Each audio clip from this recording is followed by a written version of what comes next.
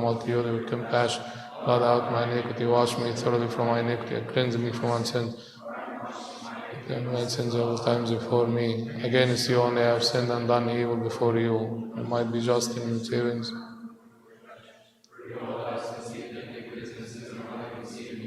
And behold, they are public truth and manifested in the hidden and revealed in wisdom. You shall spring the middle of thyself and shall be exalted.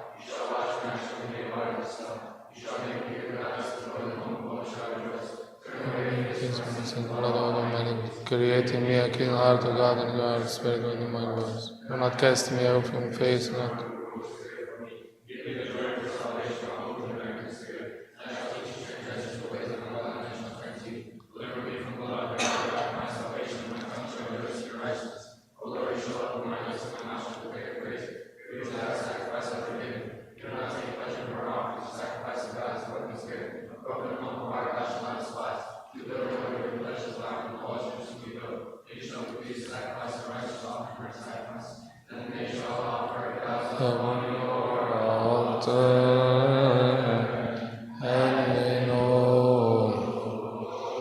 In the name of the Father, and the Son, and the Holy Spirit, one God, Amen. We thank you, Lord, for this blessed day. Thank you for this blessed chance you give it to us to be here at your house. We thank you for this blessed chance you give it to us to understand what we have to choose for our future. Please, God, enlighten our minds and make us to do wise choices, because it will affect our future. Please, God, bless our future, because it's in your hands.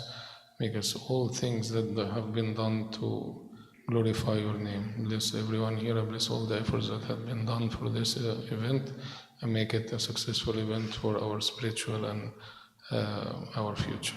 Through the intercession of Saint Mary, Saint Philomena, and all the saints, make us worthy to pray thankfully, our Father, who art in heaven. Thy kingdom come, thy will be done, on earth as it is in heaven. Give this day our daily bread. Forgive us our trespasses, as we forgive those who pass against us. Lead us not into temptation, deliver us from the evil one. Christ Jesus our Lord, thine and kingdom, power, and glory forever.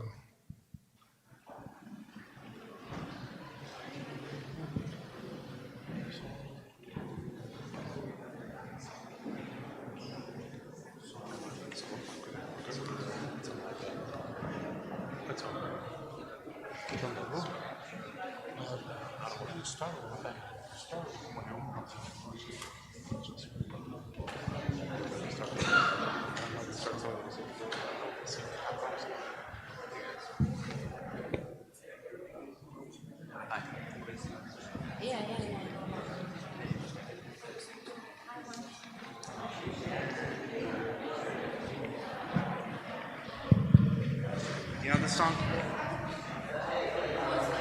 Okay. Yes. Let's go, America! I was singing so long. All right, guys. So, we're gonna start pretty soon here. If all the speakers, if you have a presentation you haven't sent it to me, send it to me. And then the speakers, if they can sit in the front, so we can go through it. So we're gonna sing a quick song, and then Tasoni Sally is gonna give us a quick talk about careers and choosing careers. And then how it's gonna work is every profession is gonna come up and kind of give like their elevator pitch, an overview of the profession, what it takes in school, what it takes during school and after school, the experiences required, the classes required and whatnot, and then what the job is like after, okay? We have a lot of different professions today. And then if you have a specific question about a profession, we're gonna save that for later, okay? Because after we finish, we're all gonna go to the gym, we have donuts, and you can have a discussion with the person working in this profession, ask all the specific questions you want. If it's a general question, we can take it here and there, but specific questions about each profession will be asked after, okay? Any questions so far? Okay, very good. We'll start with a song. How could I forget the one who died for me? How could I forget his side that had to bleed? He who saw me in my misery, so he came running to meet me. He who bought me and redeemed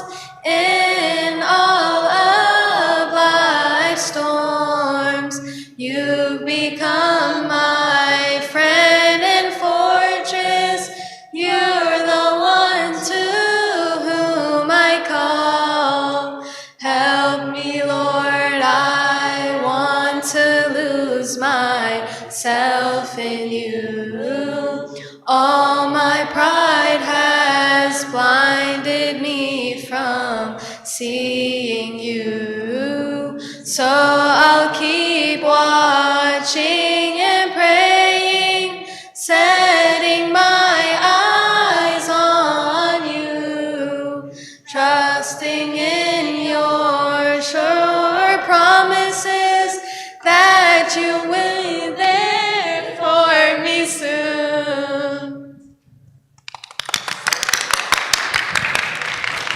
All right, thank you guys.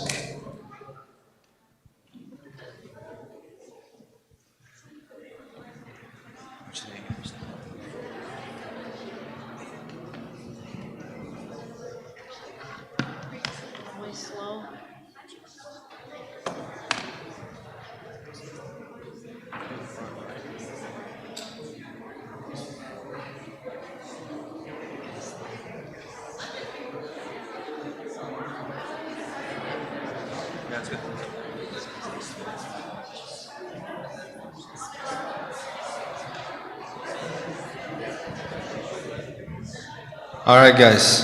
All right, guys. Let's try to have this go as smoothly as possible. Save the side talk and the side chatter for you and your friends after, okay? We're gonna have this quick talk and then we'll start with each speaker, okay? Hello, everyone. My name is Sally Habib, and I serve high school. So some of you might recognize these slides because I've copied a couple of slides from a few lessons ago. So today we're just going to have an introduction about careers in general. But since we're at church and since we're starting out Yani together in the sanctuary, I want to go over a little bit of a few things.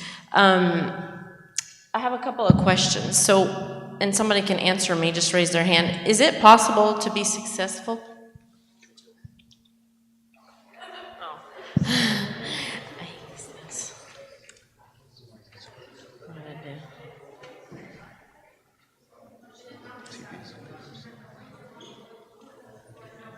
Okay. Is it possible for us to be successful and make a lot of money and still love God? Okay, most people shake their head. Yes, it's possible. So what somebody, I don't know what happened.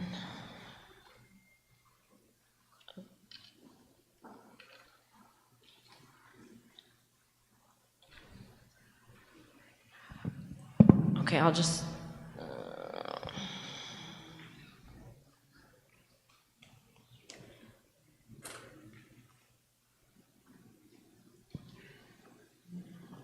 I don't know what happened.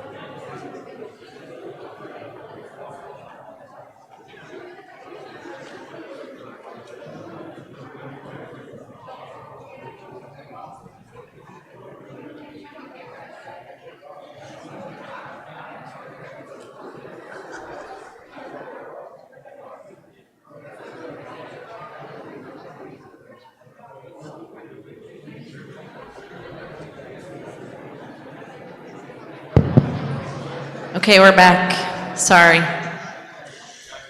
Can we calm down again? Can we stop talking? Shh. Okay. Okay, so what was I saying? Okay, so we were saying about career and money.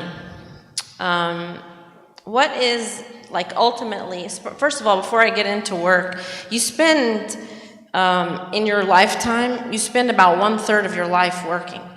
Okay? That's a long time. 1/3 of your whole existence you spend working.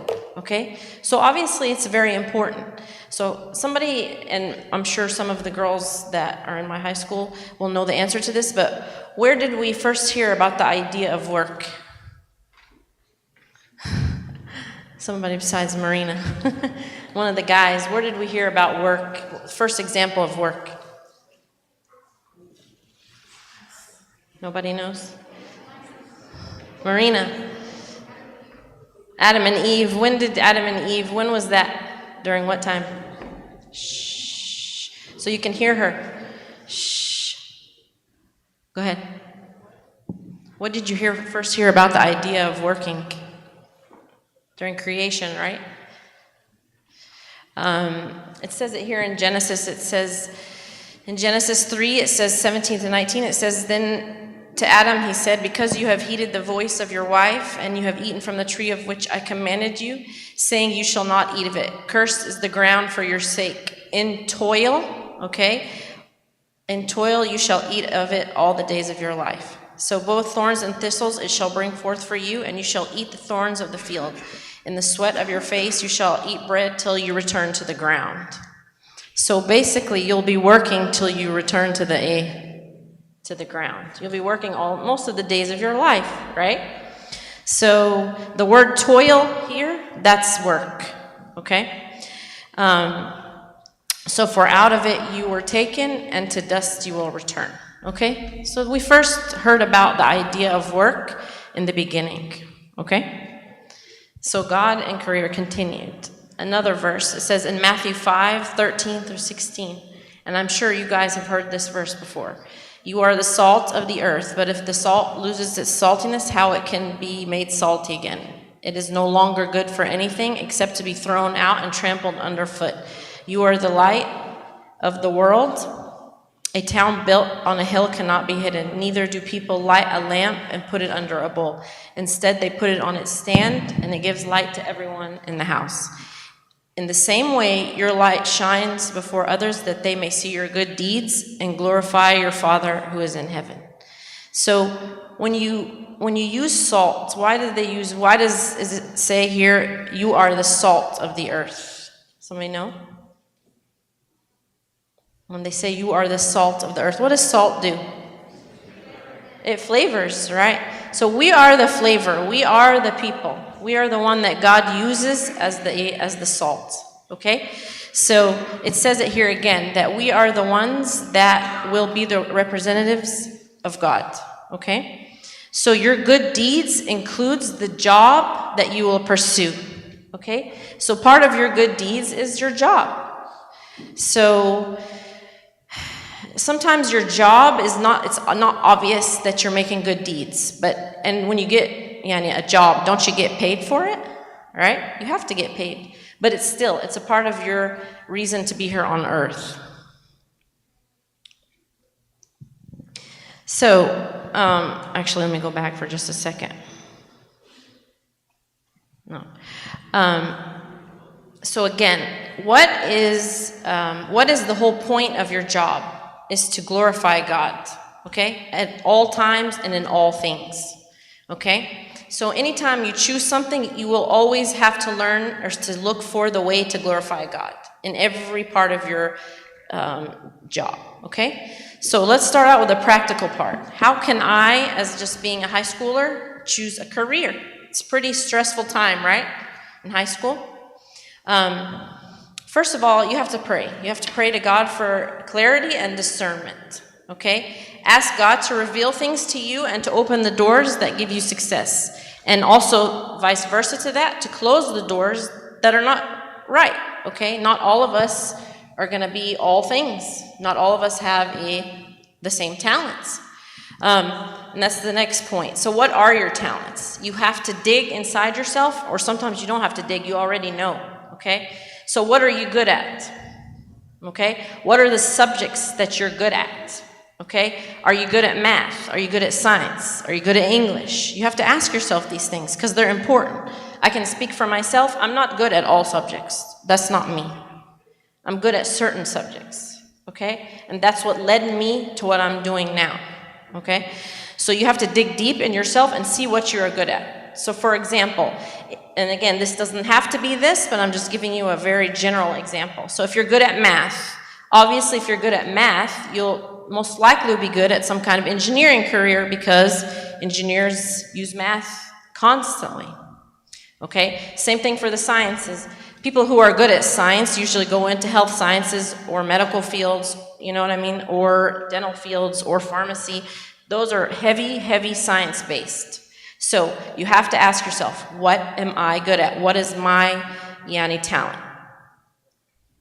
Have conversations with people in your community, and this is why you guys are here now, okay? Such as us, such as people around you, such as other people who have been into the grad schools or into the colleges that you want or you're interested in. So you have to talk to them and see what are the requirements. And those who have had the same experiences. You guys are lucky that most of us have other people we can turn to, okay? And so don't be shy. Ask us questions if you want to know certain things about certain fields. We are here as a resource to you, okay? So again, number one, you have to pray to God to give you the discernment and to give you the enlightenment to know what you are given as a talent. And God will reveal that to you. I don't doubt it. So next. So what should, as a practical standpoint, what should you be doing now, practically speaking, okay? I don't know exactly how old or what grades a lot of you are in. Some I do, some I don't. But let's start with the freshman and sophomore, okay? So first and foremost, freshmen, you start out from the beginning of high school. You meet with your counselors to determine what classes you should take to put yourself in a good position for college. So meet with them early. You don't have to wait till senior year to start meeting with them. Just kind of get an idea, get your feet wet, okay? So again, meet with your counselors. Get involved in extracurricular activities. I don't know about you guys, but when I was in high school, nobody told me to do this. I had no idea. So some of the extracurricular activities are things like sports, which I'm sure a lot of you are in. Student council. You guys familiar with student council? Yeah? Get involved in that stuff. Those are types of activities that colleges look at. Do you know why? They don't just look at your grades, but they also look at the extracurricular activities. Anybody want to guess why? Somebody besides Marina. Do you know why extracurricular activities are important for colleges? Mm-hmm.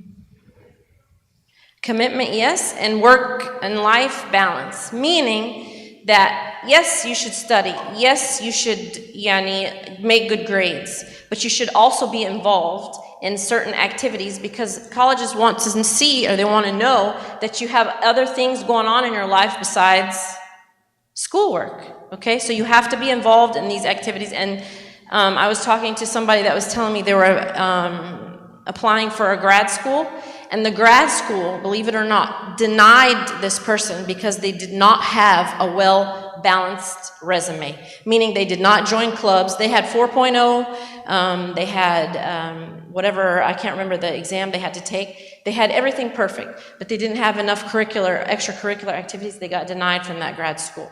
Okay, so it's important. Take an aptitude test, such as this is one of the aptitude tests. It's called an ASVAB, to explore interests. Does anybody know what an aptitude test is? Anybody ever taken that in school?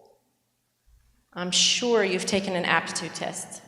An aptitude test is a test that you take that kind of asks you about your personality and your talents, and it breaks it down for you. You're good at this. Your personality is this way.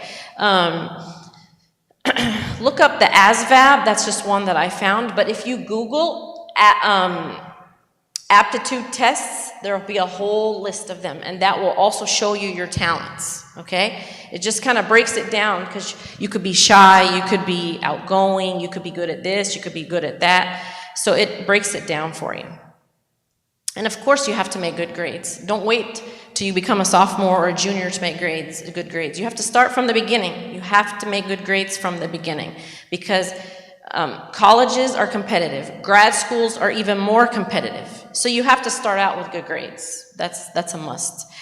And take practice exams with your ACT and the PSATs, okay? You can do that early. You don't have to take the official one, but you can take practice tests, okay? So, next. For juniors and seniors, what do you guys have to start doing? Which I'm sure a lot of you are doing already, but it's just good to have a reminder. So for juniors and seniors, you start looking into your ACT and your SAT after you take a majority of your important core coursework. Meaning that when you start to try to take your ACT, is it ACT or SAT now? I don't know. It's ACT, right? You better have most of your core classes under your belt. You know your core classes, right? Your Englishes, your maths, your science. Do not take an ACT prematurely.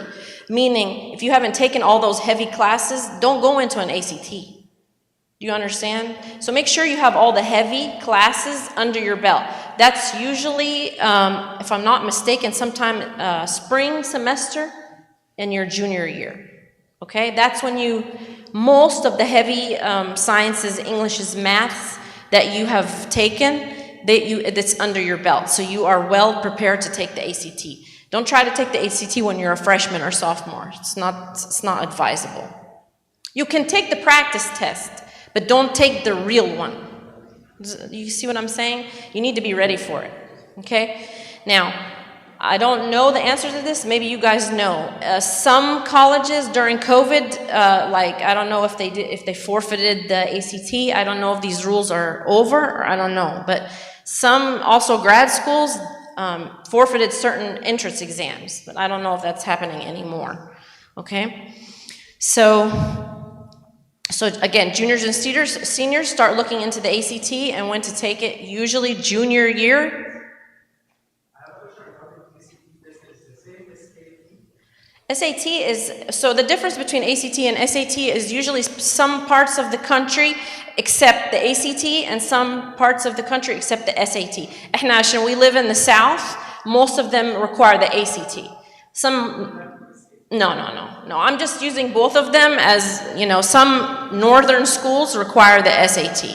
So if you guys, if that's something you're interested in to go up north, some schools require the SAT.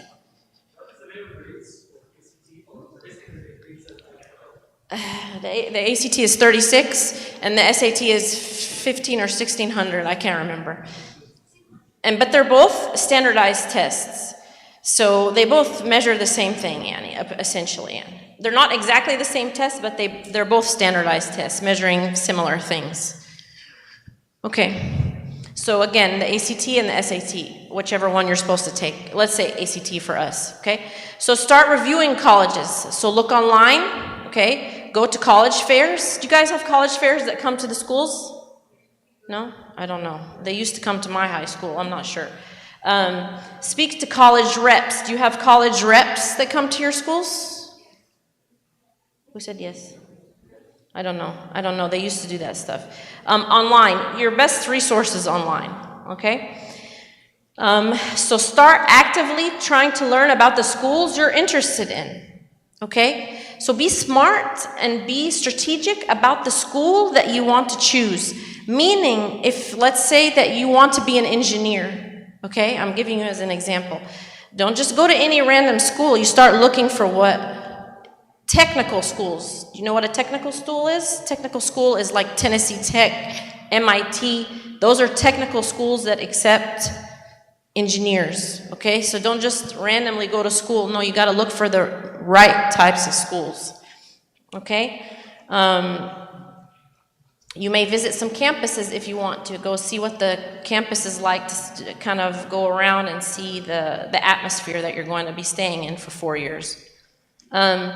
The other thing too, juniors and seniors, is you have to start looking at financial aid, okay? Financial aid, so you have to start having discussions first with your parents, okay? Asking them about their certain documentation, okay? Usually the financial aid aspect.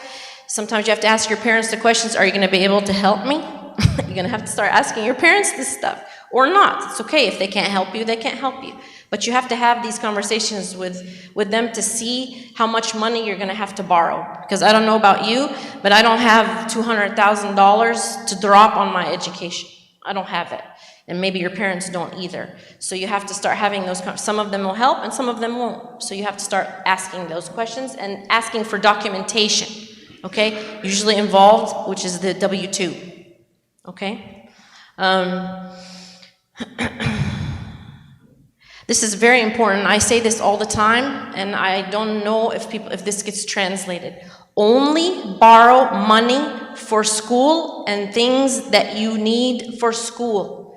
Do not borrow money for cars, for going out to Chick-fil-A, because you can get the maximum amount, and the government will give you the money. Okay? They will give it to you, but guess what? One day, you're gonna have to pay it back. And you're gonna have to pay it back with 8-9% interest. I don't think you guys understand how much interest that is, in the long run. And if you owe $200,000 and $300,000, that's a lot of money. So borrow wisely, okay? Explore scholarship opportunities, meaning there is a scholarship out there for everybody. So I was talking to one of my little cousins, and she was telling me she's short. She's like 4'11". She told me that she tried to get a scholarship for short people. They are out there. There's scholarship for Egyptians. It means there's a scholarship for every single person out there. You just have to do what? It's free money, so look for it, okay? So explore scholarships. Continue on, this is on senior and junior years, continue on with extracurricular activities, okay? And volunteer opportunities. So if you have an opportunity to go volunteer in a restaurant, in a hospital, or in like a doctor's office, and that's something that you're interested in, volunteer, okay? Do that stuff, because it makes a difference when you start looking into resumes and stuff. Working. Sometimes, now working is a little bit of a sensitive subject, but I encourage you guys to work. Now, if you're gonna work so much that you're gonna take away from your studies, that's not acceptable. But if you are able to work and balance your grades and your school, colleges look at that. They say, well, you know what? He or she has it together, and they are able to balance their school and work, and they still do well, because that's what life is about, is what? Balance. So they look at that stuff. But again, be smart about your work. What you're doing, working at wherever is not going to be your lifetime work. So don't work and take away from the rest of your lives, like your studies, like your church, stuff like that. So there has to be a balance.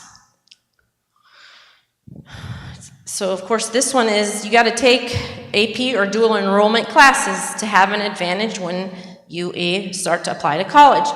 If you apply to college, some people apply to college already as sophomores, because they have enough credits to make them what? A sophomore. So many times you'll enter colleges already ahead if you take these AP and dual enrollment classes. I'm not sure, because I graduated high school a long time ago, but do dual enrollment classes cost money? What?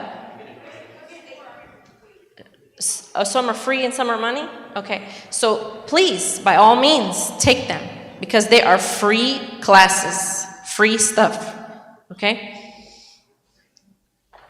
Shadow a professional to see their day-to-day. Now, I've had people ask me a lot about shadowing me, and I have no problems with people shadowing me in my career. The only problem is that after COVID, it's very difficult to shadow people, but it's still possible, but you have to jump through a lot of paperwork, okay? If you want to shadow somebody, whatever profession you have, there has to be a line of, steps you have to take in order to shadow that person. But you have to fill out paperwork, okay? That way you get to see what they do every single day, okay?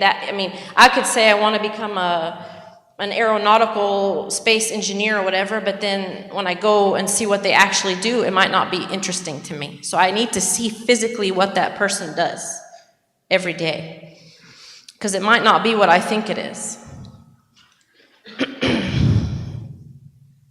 Gather letters of recommendation early. So if you have a teacher, if you have somebody that is encouraging you and that likes you and they can write a good letter for you, let them write it for you early. So do that now, like as a sophomore or junior. Tell your teacher or somebody you worked with, say, can you write me a letter of recommendation? And just have it in your back pocket, because guess what? One day you're going to pull that letter of recommendation out and give it to the college or to the grad school. Okay, so get letters of rec now. Don't wait till you get to be a senior and everything is going and it's very hectic. Do it now. And I think I alluded to this. Choose a school that is related to what you want to do. Okay, and I mentioned this. So finally, I'm almost done. It's such a stressful, and I remember it very well. When you're in high school trying to choose a career, it's one of the most stressful times in your life. I won't deny it, okay? But you must stick with God, and you must pray to Him to give you the ability to make the right decision. People forget about this. You must pray that He gives you the discernment, and enjoy it, okay? High school and college, generally speaking, is the best time you'll ever have in your life. So, and you'll never be able to rewind it or go back, okay? So just try to enjoy the moments instead of trying to fast forward the moments, because you can't get them back. You'll never be able to. Don't wish your life away, wishing I could get to high school, wishing I could get to grad school, wish I could do this, wish I could do that. Just live right now. Choose a career path that fulfills you, okay? You have to choose something that will fulfill you internally, not something that's going to make you miserable. You cannot I told you that we spend 1/3 of our lives working. If you're going to be miserable 1/3 of your life, it's not the right path for you. And it's okay. Sometimes you think you want something, you want to do something, and then you decide it's not for you. Okay, but make sure that you shadow people and you know exactly what they're doing. So you know exactly what your day-to-day will be like when you actually graduate.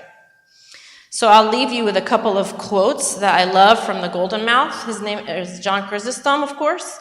And he said, the bee is more honored than other animals, not because she labors, but because she labors for others.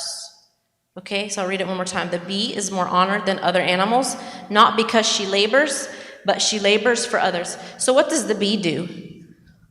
What's it make? Honey, right?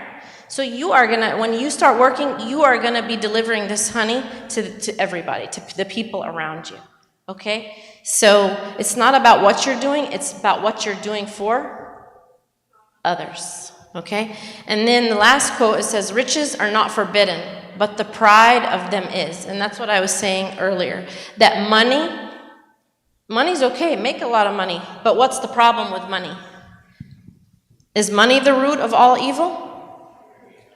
Yes or no? What is the root of all evil? For the love of money. So make money, make a lot of money, it's okay, but make sure it's not everything in your life, because it's not going to sustain you and it's not going to fulfill you. No amount of money will fulfill you, no matter what you do. Okay? So that's enough. 25 minutes I went over. All right? Thank you.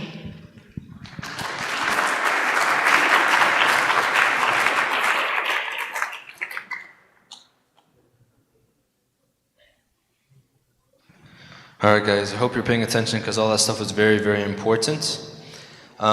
Is anybody here interested in architecture? Okay, we have somebody. Okay, so the person that was presenting for architecture could not make it, so I'm just going to say what she sent me.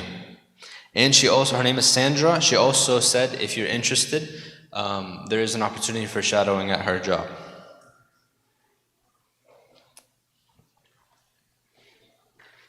Okay, So the education required for architecture. The most standard route is to have a bachelor's degree in architecture from a 5-year program that's accredited. Chandra, she went to school with me at University of Tennessee, Knoxville. They have a really good architecture program. I think you can also be an architect by going a master's degree in architecture. If you choose to do a different degree for a bachelor's, some people also go on architectural engineering school, and that's typically not accredited as far as I know, but it's much more difficult path to be licensed. So I guess the natural route for being an architect is go to a 5-year program. So you apply for it out of high school, and you apply to that specific college within the university for architecture. Possible jobs in the career. She says the standard job you would get right out of architecture school is to be an architectural intern, which essentially means you're helping move projects alongside the project of an architect, the project architect. So you're helping the project architect, yes. There's no presentation. This is just something she texted me. Okay. Okay. She said, okay. The job outlook, she says, honestly, economy currently is not doing the greatest, but Nashville slightly cushioned because there's so much, especially here, it's a growing city, there's a lot of opportunities here. Nashville is becoming so, there's a lot of companies moving and a lot of developments coming up, so architects are definitely in use if you're staying in Nashville. Okay, so in order to have a strong resume and an experience, I always recommend that high school students that are generally interested in architecture should definitely try their best to shadow a practicing professional in the field to get an idea of what it's really like. And like she said, you guys, if you are interested, we can send you the contact and you can shadow her. I will also recommend that they shadow at different types of firms. For example, there are firms that are specializing in residential design, while others specialize in healthcare design, and others specialize in commercial design, okay? Residential is like the homes you guys live in. Commercial is like Walmart, you know, they'll design the side of that. And then hospitals, obviously. Those are different forms of architecture. There are many other types, so I would shadow at different types of firms that do different types in work if there's interest in specific type of work, okay? Personal experiences, she says, it was definitely my experience with artistic efforts in our community to help me out a lot. I was involved in different art projects that helped me stay as creative as possible, and even strengthen my resume so that I was involved in several things, especially on the creative side. The other thing that definitely helped me was shadowing. My senior project in high school was architecture related, and I was blessed to have a teacher whose husband was an architect and had that connection.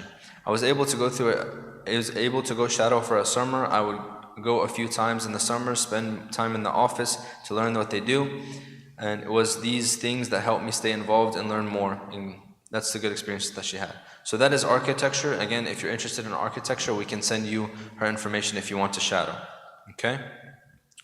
Now we will start with our first speaker. It's going to be Tasuni Naveen, and for accounting.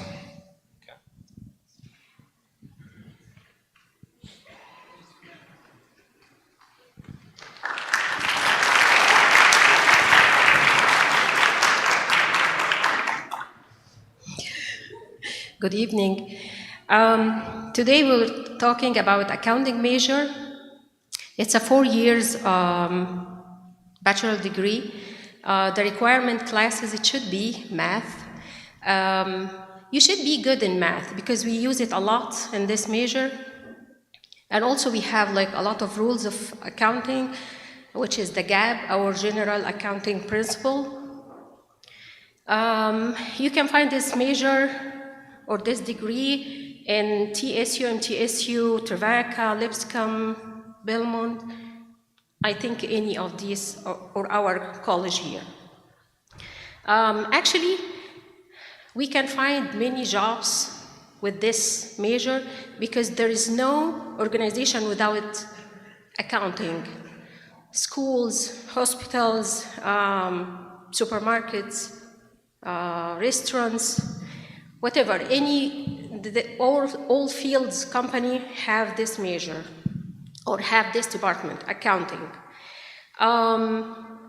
You can get the associate degree from the community college to save money, like Nashville State. and then the other 2 years you can take it from any other college.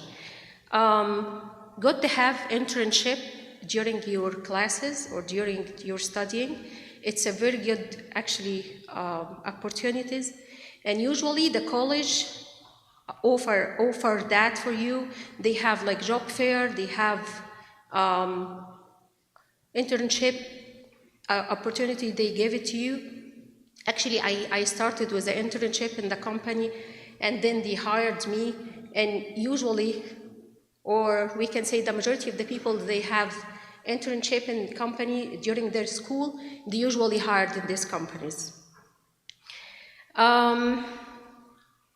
Actually, the accounting major has many fields during, or in the companies.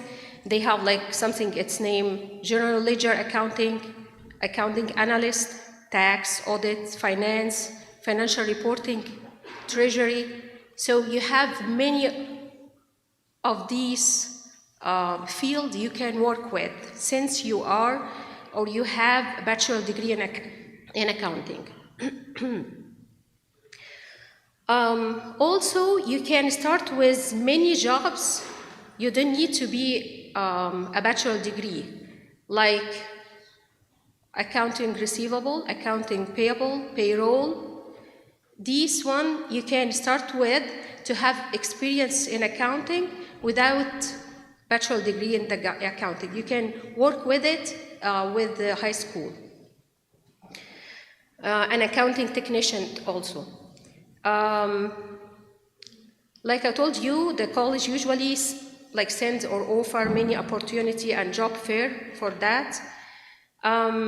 Also, you can double major, but don't forget you have to double major before your graduation to keep your financial.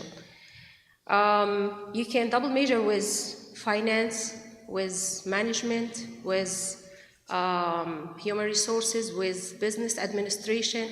It's a good for you to have like accounting and one of these majors. It gives you like more opportunities to have work. The start salary for accounting for the regular accounting, it's 55,000 per year. Also, you can have a degrees, like more degrees with it, like MBA or master degree. It's a good for you to have it because it will increase your salary. And PhD, which you to teach in the college, the accounting. There is another 2 degrees or another degrees you can take it from organization. It's named NASBA, the CMA and the CPA. And actually there is some companies require this degree to work with them. And with the CPA and CMA, actually they make like good money, very good money. That's it. Do you have any?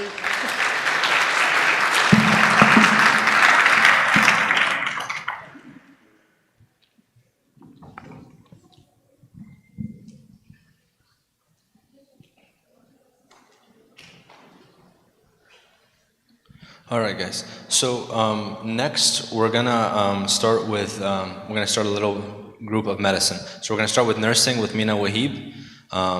Again, if you have any questions, specific questions, ask after. If not, you can just interrupt.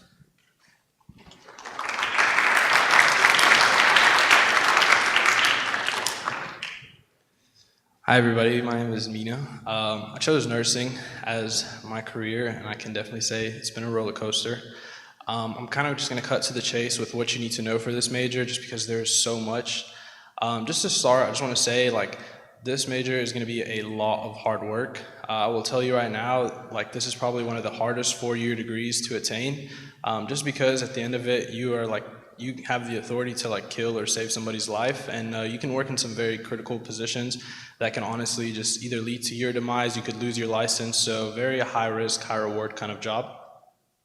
To start off, I did for your prereqs, I did all of mine at MTSU. You will need Anatomy 1, Anatomy 2, and specifically Microbiology and Disease. This class is a little challenging, but you can honestly get most of them pretty easily. For other nursing programs, you'll also have to do something along the same set of general classes. You'll most likely also have to take an entrance exam. On this exam, you'll kind of want to get an average of an 80. I think it's like biology, physiology, chemistry, and something else, anatomy or something. But it's not a terribly hard exam. I know for MTSU, they are limited in the students that you can get in per cohort. Because you guys are in high school, you can do something called a nursing candidacy. This is where you can go and apply for a slot, and what you'll do, you'll need, I think it's 2 or 3 letters of recommendation. You'll have to apply as soon as you get accepted into MTSU. You go on their website and go to the nursing option, and from there it'll kind of guide you through. I would recommend anybody who's looking to go to MTSU to do this, just because those slots are very, very competitive.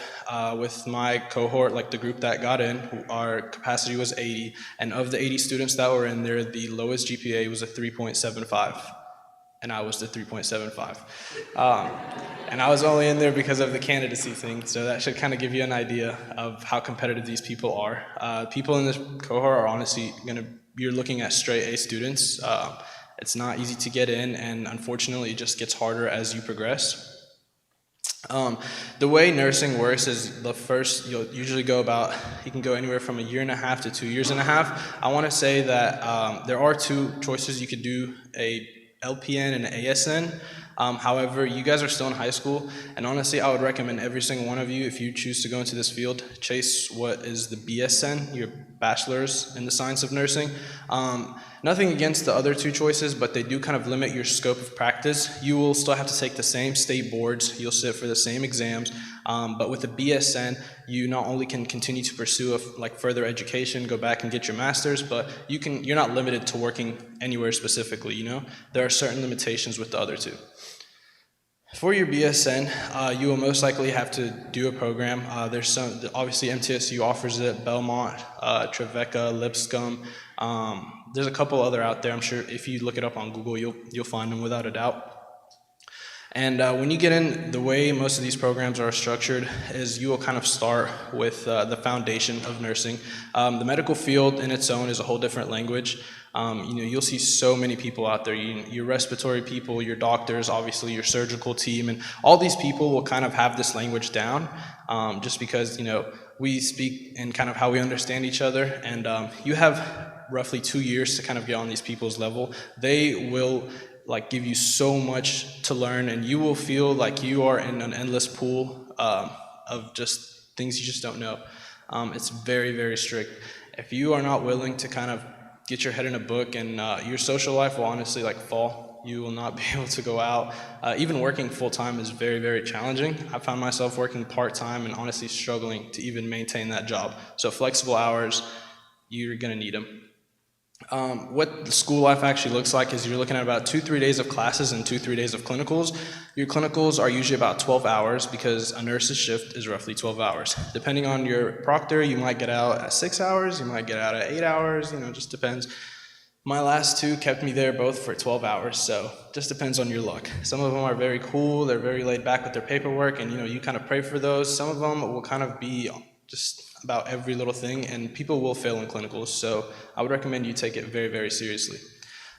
Going into your specialties, nursing as a whole is needed in just about every aspect. In the hospital alone, you could work from your regular adults to your pediatrics, your children. You have your pregnant population, you have your surgical population, your cardiovascular issues, your neurovascular issues, just everywhere. Outside the hospital, you can also do things that are a little bit less severe. You could work at a school as a nurse. You could work, if you're into sports, there's a nurse at every NFL, NBA, hockey game, all those, they need a nurse. If you want to ride a helicopter every day, you can do that too. There's something called flight nursing. And those are just a couple of examples, but it's a very lucrative career. You can also do what's called travel nursing, and that's where you get a 3-month contract. You can literally travel to any random state. They will pay for where you live. They'll give you a stipend for spending, food, groceries, living accommodations, and that hospital will pay you a salary that is much more significant than, if you had just worked at a local hospital. Starting salary for most new grad nurses is roughly around 70 to 80K. About 3 to 4 years in, you could be making close to $100,000 a year. With that, if you choose to go back to school, you can get what's called a nurse practitioner license. You can get your doctorate, a PhD, whatever you want. Salaries can honestly just depend on what specialty you go into, but they can range anywhere from like 110, 20 with a master's to 250,000, just depending on what specialty you get into.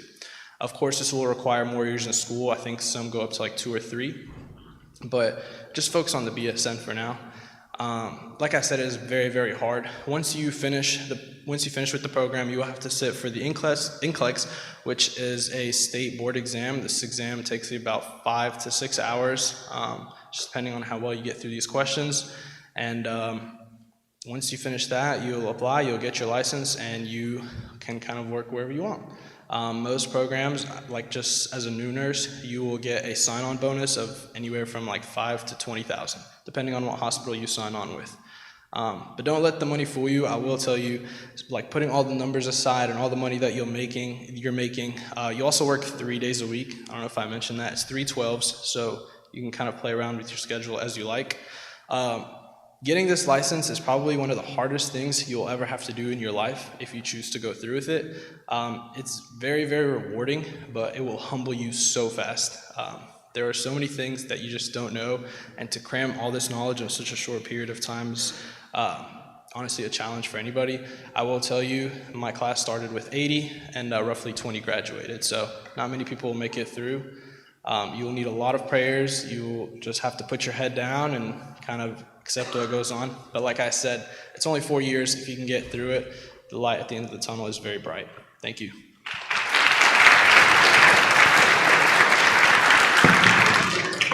All right, guys.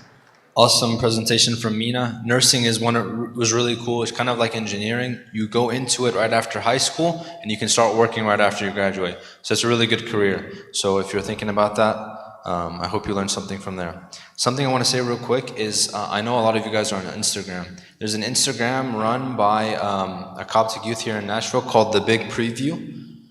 If you don't follow it, because they've already had a lot of like Instagram takeovers, everybody from each field.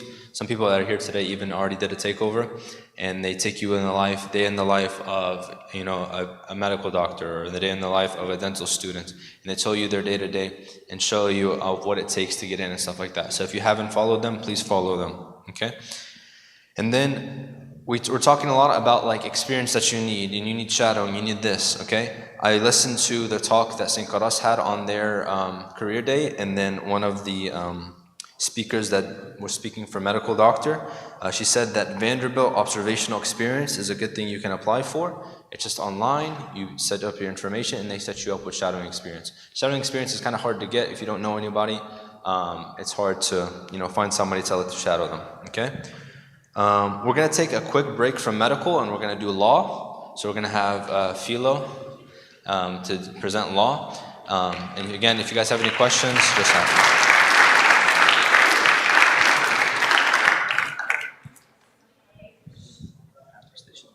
Perfect. My name is Philo Zeki. I'm an attorney.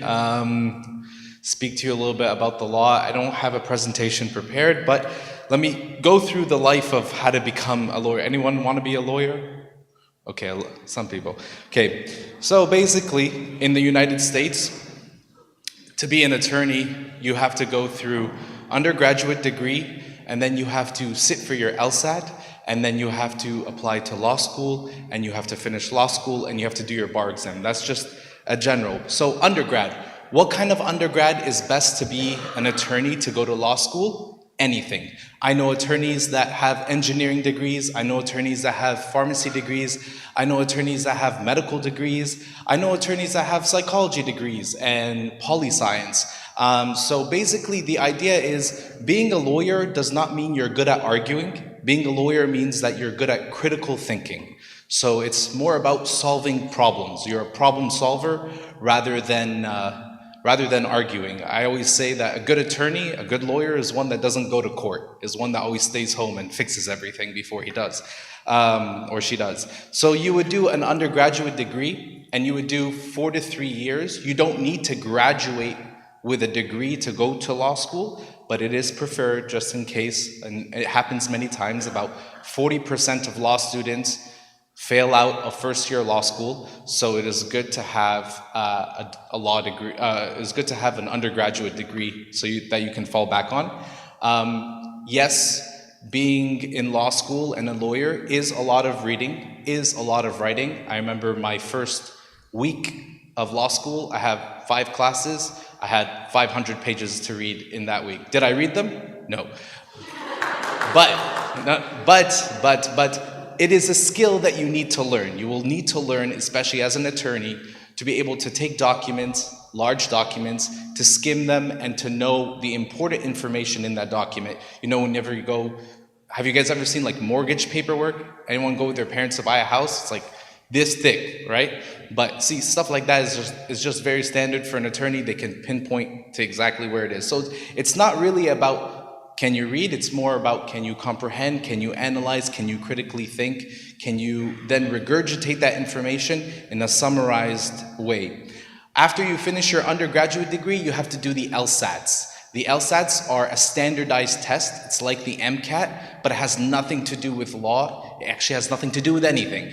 It's just a logical test. It's a test to see if you can use your brain logically when analyzing problems. A simple example is there's a whole section on logical games and logical reasoning. It's about like, okay, Philo's wearing a blue shirt. People with blue shirts are awesome. Therefore, Philo is awesome, right? That's the kind of logical process that you would follow, something like that. You need to score. The higher you score, the better you're worth. You're worse off. I don't know. So if you score a 160 and above, that's pretty good to get into basically all the law schools here. I know Vanderbilt law needs at least a 155. The GPAs that you need for law school are close to a 4.0. You don't really need a 4.0. The better you do on the LSATs, the less you need on your transcript. So if you score really high, I know people that got into law school with an LSAT of 166, which is super high, but a GPA of a 3.4. So you can compensate both. The application to law school is actually very difficult. It's not very difficult, it just takes a lot of work. You got to have a personal statement like they were saying. You have to have references and so on. Law school itself is 3 years. And here I just know about Vanderbilt. Vanderbilt's about $200,000 for those 3 years. But it does pay off. The legal career is it's a very honorable career. It's a very ethical career. Once you finish law school, during law school, you will have summers. And in those summers, you will be given the opportunity to go into summer internship programs where law firms will take you on and you'll be kind of like a baby lawyer. You're not gonna really do much, but you're gonna be there, you're gonna see things, you're gonna help out with a lot of work.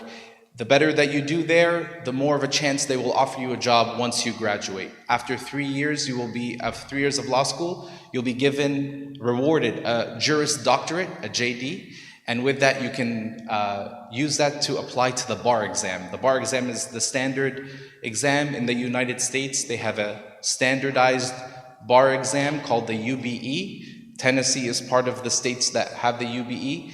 Basically, the idea is you can sit for the bar exam, you can take the bar exam in a certain state, and depending on your score, the higher you score, the more states you can practice in. So if you score the highest, you can practice in all the states that have the UBE or the bar exam. And then you practice law. There are so many different types of lawyers. And for every profession that is going to present here, there's a lawyer there. Not necessarily when things go bad, but a lot of the times when things are good. I used to work in transactional work where we help corporations build themselves up, so we would do a lot of the paperwork for them. So there's different types of lawyers. There's family lawyers, there's corporate lawyers, there's criminal lawyers, there's bankruptcy lawyers, there's entertainment lawyers. I know a lawyer here, she worked on all of Taylor Swift's concerts. She's not that great, I don't know. Freaking out. There's intellectual property lawyers, estate and planning lawyers, people that plan out estates like wills, write out wills for people before they, before they go. Construction lawyers, immigration lawyers, all types of medical malpractice lawyers. I know the doctors don't like the medical malpractice lawyers, but we're there to keep things in check.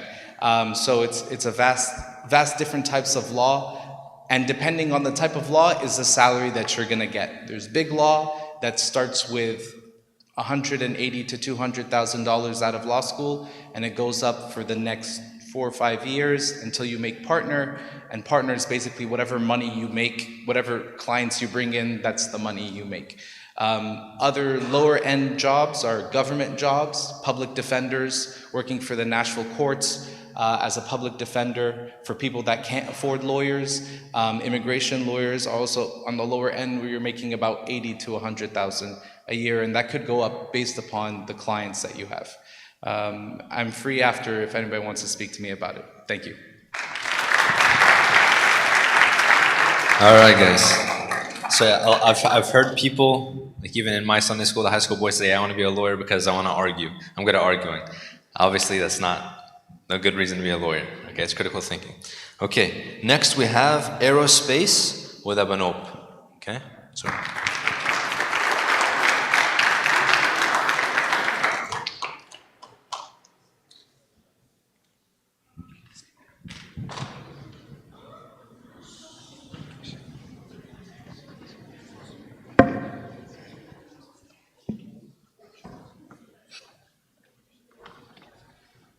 So my name is Abanov, and anyone here wants to be a pilot? No one wants to be a pilot? No? Yes?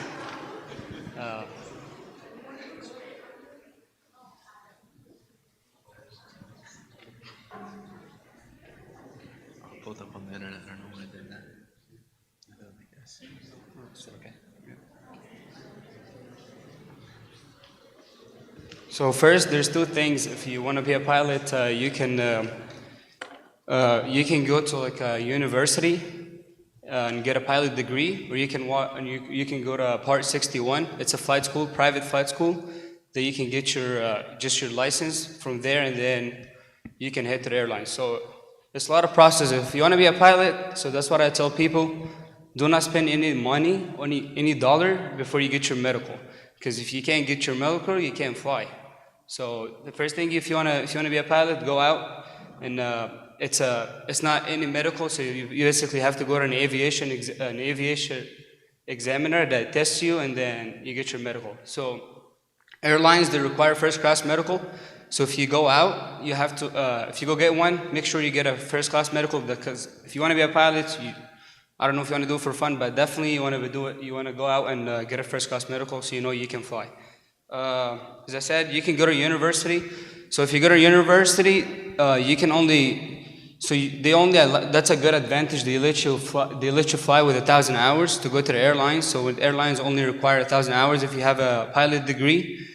But if you go to flight school, like a Part 61, then you would need 1,500 hours flying before you go there.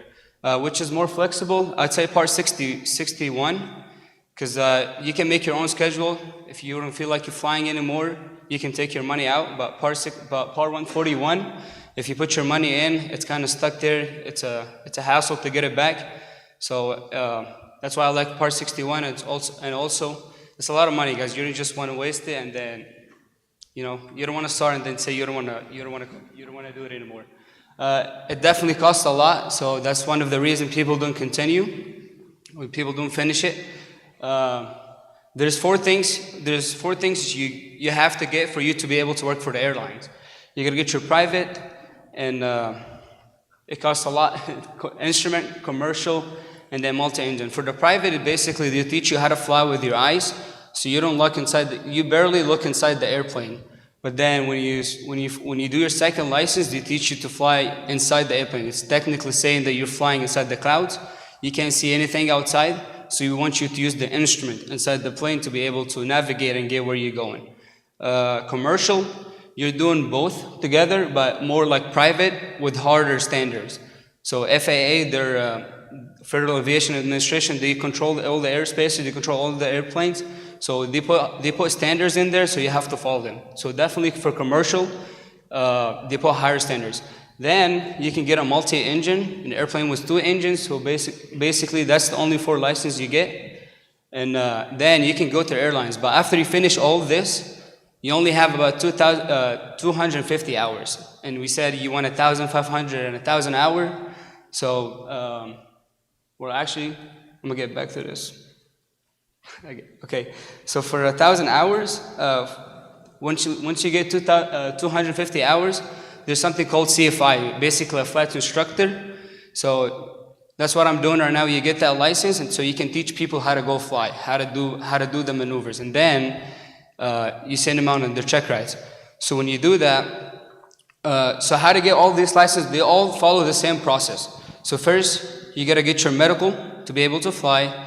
Then do your training, then do something called a written exam. So the written exam is for every license, you have to get a 70 or higher. You go and I think MTSU has an office there. You can go there and take the exam.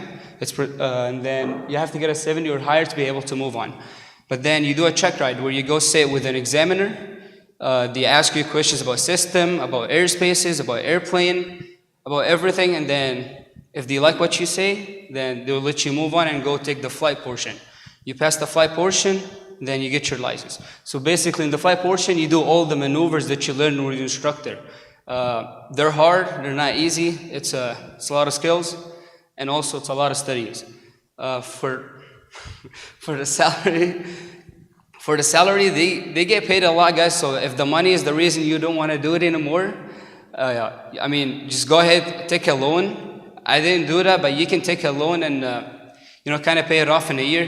They'll pay you a lot when you start, and also when you do a signing bonus, it's a really big one. Like I know my friend just got hired at Republic Airlines. They gave him $80,000 sign bonus.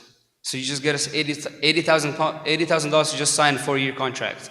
So that's a lot of money. And also the salary, once you stay with them, you get more. You get paid more.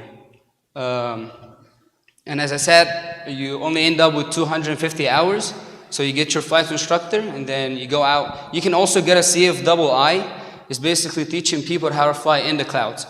The first one, CFI, you can only teach them how to do the commercial one and the private one. But the second one, you teach them how to fly in the clouds. And the MEI is you teach people how to fly with two engines. And then once you get all that, then you can apply for the airlines. When you're close enough to 1,500 hours, you can apply for the airlines, and then you'll get a job, guys. That's it.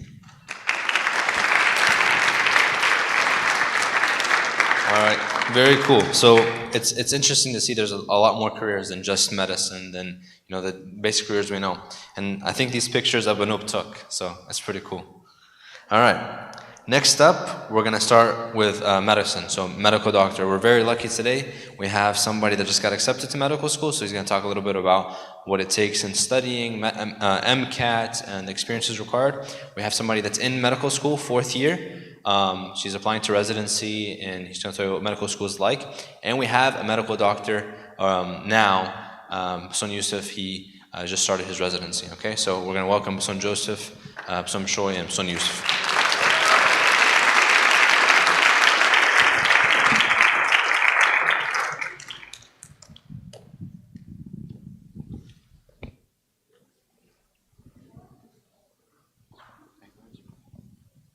All right, guys. So we're going to kind of do this in 3 parts. We're going to talk about the undergraduate portion of, going through undergrad, applying, and getting accepted to medical school.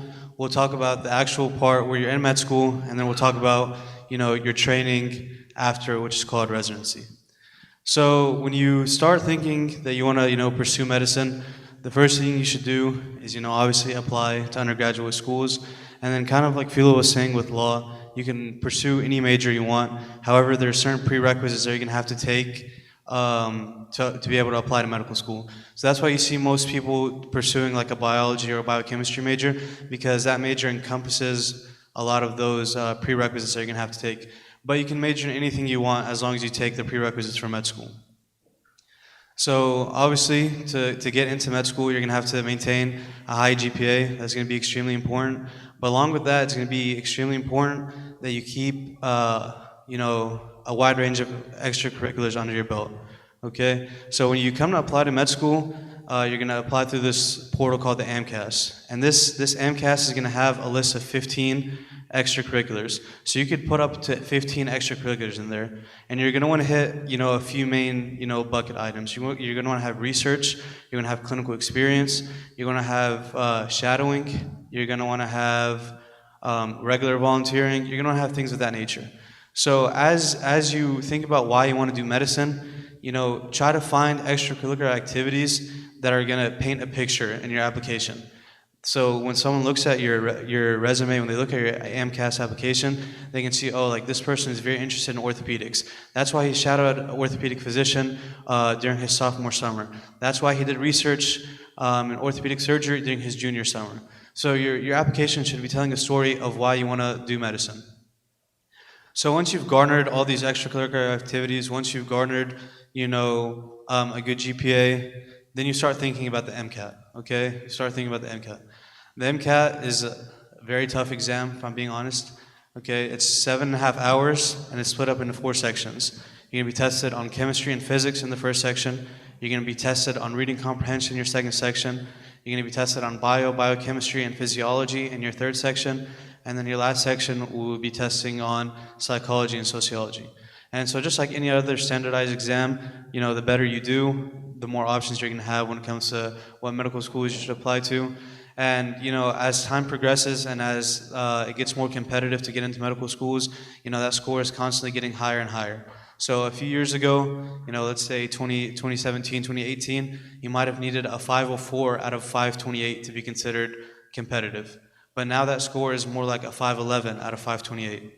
Okay, so a 511 out of 528 means you're in the top 17% of people who take the exam.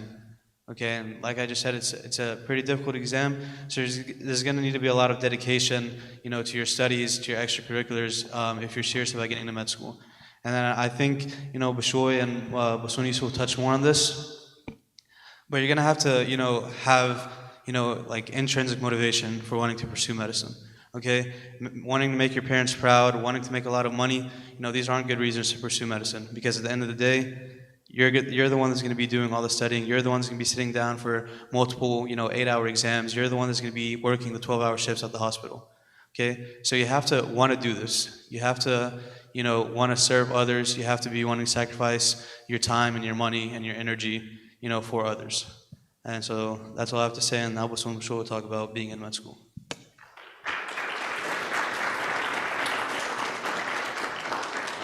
Okay, so now we applied to med school, we got in, so we'll sort of walk through what it's like to be the 4 years of med school. Before I do that though, we have to think about all the years, right? So 4 years of med school, and then before that, 4 years of undergrad, and then residency after that. So that's a long time, but it flies by. Don't let that startle you if you want to do medicine for real. It flies by. Okay, so once you're in med school, it's different from school to school, but the standard across most schools it's divided into 2 parts. The first 2 years, you're doing didactics, so you're sitting down as a class, just taking regular classes. First year is usually very basic introductory stuff that you took in undergrad, anatomy, physiology, pathology, stuff like that. That's the first year. And then the second year, you're getting more into sort of organ systems, and you're learning, how to apply the basic sciences to organ systems. That's sort of how it is generally. Then once you finish the first 2 years, you take a you take a test called Step 1. So Step 1 is a test over the first 2 years. So again, you're being tested on the basic sciences, anatomy, physiology, how the body works. Okay, very science heavy questions. Okay. So you've done that. That's sort of the first half of med school. The second half of med school is you're in the clinic, you're working, you're in the hospital, you're doing stuff, you're assisting. Depending on what hospital they put you to, you'll have much of rotations. Internal medicine, you're working in the hospital, you're seeing patients, you're presenting your patients to a leader physician. You're telling him, here's what I think, this is my plan, tell me what you think. And that's how you learn the third year of med school, okay? Again, that's one of the rotations. Another rotation, if you're interested in surgery, you have a surgery rotation. You're sewing people up. You're looking. You're assisting. You're opening, helping the physician do the surgery. You're right there, yani, helping the physician do everything that he's supposed to do. While he's doing that, he'll teach you, this is this organ, this is that organ, this is what's supposed to be doing, this is what I'm sewing, and you also learn how to do all that stuff. Okay, so you're going through all of that, and then once you finish third year, you take another exam called Step 2. Step 2 is very similar, but it's another test, but instead of testing on the very basic sciences, this is what the liver does, this is what the kidney does, it's more of, okay, this is you presenting with this patient, what are you going to do next? Patient comes in, has masalan leg pain, what are you going to do? I'm going to get an x-ray. So it's a higher step, that's why it's Step 2. Okay, once you take Step 2, now you're a third year, we just finished third year. Okay, I've done my rotations, I've done the first couple of years. I'm thinking, what do I want to do as a doctor? You can't practice, you can't graduate the 4-year medical school and practice. You have to go into residency, and that's what Baswan is going to talk to us about. So I enjoyed the surgery rotation very much. So I want to become a surgeon. So when I'm thinking about that, okay, I'm gonna do stuff that makes me more competitive for a surgical residency. Just like we did for undergrad, right? We built up a resume, we shadowed a lot, right? We did a lot of volunteer work, we did a lot of extracurricular activities, things like that. Very similar when you're applying to residency, okay? You want to make sure you have a good, strong application besides your test scores. So for a program to look at you and say, okay, this person is actually interesting. Believe it or not, I'm going through this process right now. Okay, so believe it or not, what people are looking for besides the test score will get you not weeded out. So the program director, the person who's looking at the applicants will click, okay, my bottom test score, I won't take people less than 50th percentile. Okay, so if you have higher than 50th percentile, you're pretty much equal to everybody. What makes you special and what gets you into residency, it makes you a physician, is the extracurricular activities. I'm serving in the church, right? I have a good community. I volunteered in this, right? I did a lot of things that make you different, okay? So make sure you're getting involved in that, because things that you do in college count towards the residency program that you're going to apply into, because medical school is busy. So once you do that, you apply into residency and you get into residency, and then you go from there, and that's what Baswan Yusuf is going to talk to us about.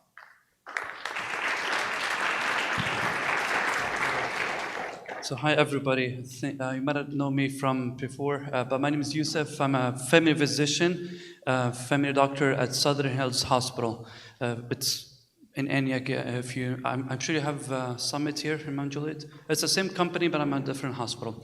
Anyway, so I want to talk about what comes after medical school. First, let me correct the stigma. Residency is not schooling anymore. Once you're done with medical school, you're done with schooling. You graduated, you get your diploma. Residency is you're practicing, but in training, if that makes sense. So the only difference is in residency, you're actually seeing patients, you're prescribing medicines, you're ordering images, you're doing everything a doctor can. The only difference is for a few years, depending on what specialty you go into, a leader physician, an older physician has to sign your note just because of insurance. It's insurance purposes, but basically you're doing all the work and you gain more autonomy as you go. That's residency. So again, before I continue on residency, I want to go back to medical school and tell you two types of medical school that you're going to hear about.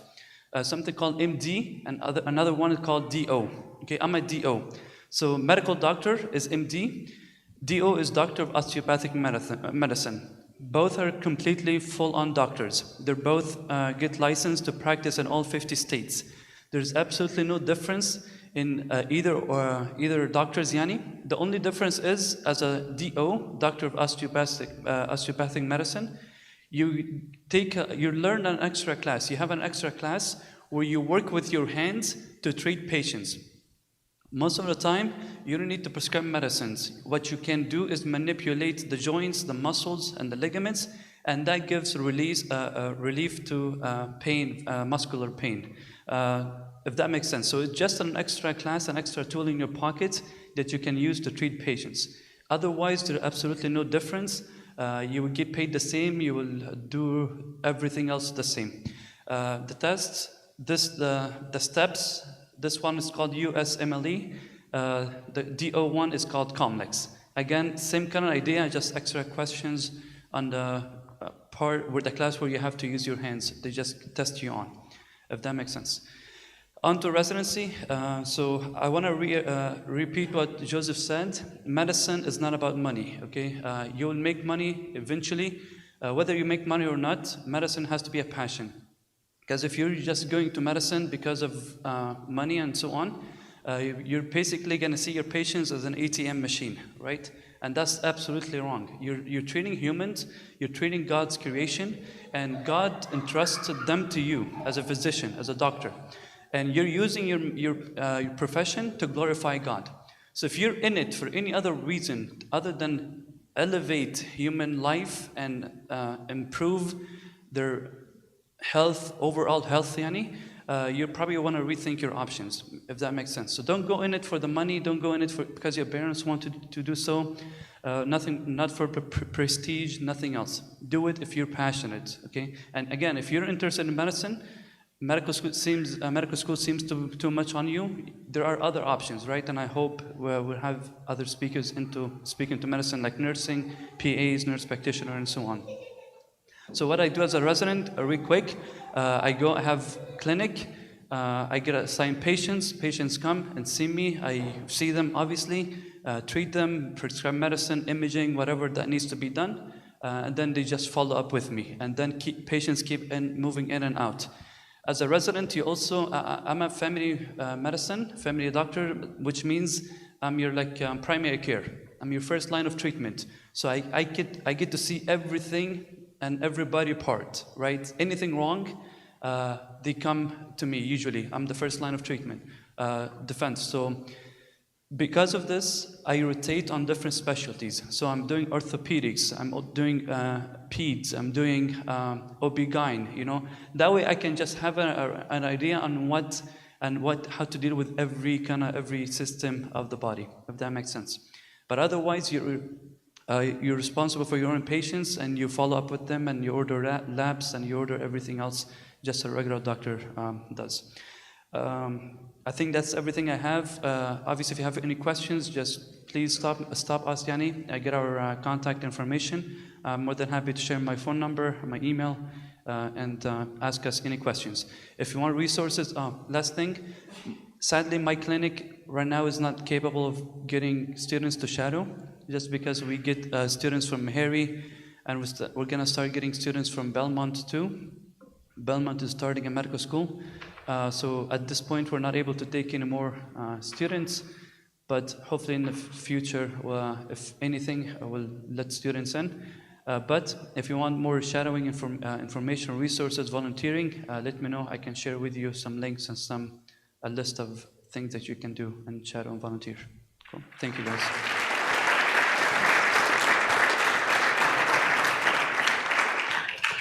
Very good.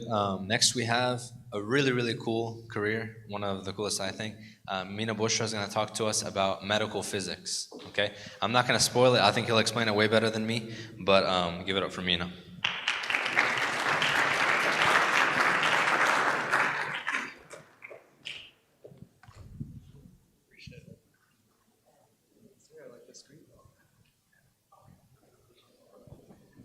Hello, everybody. I'm Mina. I'm currently a medical physics resident, and I bet that nobody knows what medical physics is, so we'll see some pictures and go over what it is.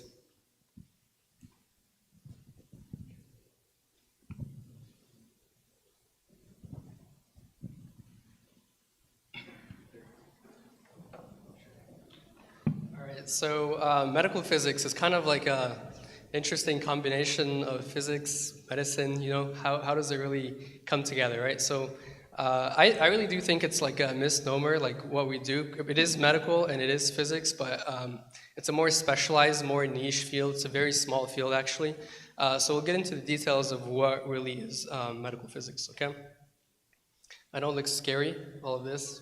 You do have to go through all of this to get to what I'll explain in a little bit, but sorry. Okay, scroll down. Okay, so what is medical physics? Medical physics is a branch of applied physics concerned with the application of physics to the diagnosis and treatment of human disease. So diagnosis and treatment, okay? So really, you can say that medical physics bridges physics and medicine, right? We're using physics for medical applications, all right? And as we said, there's diagnosis and there's treatment.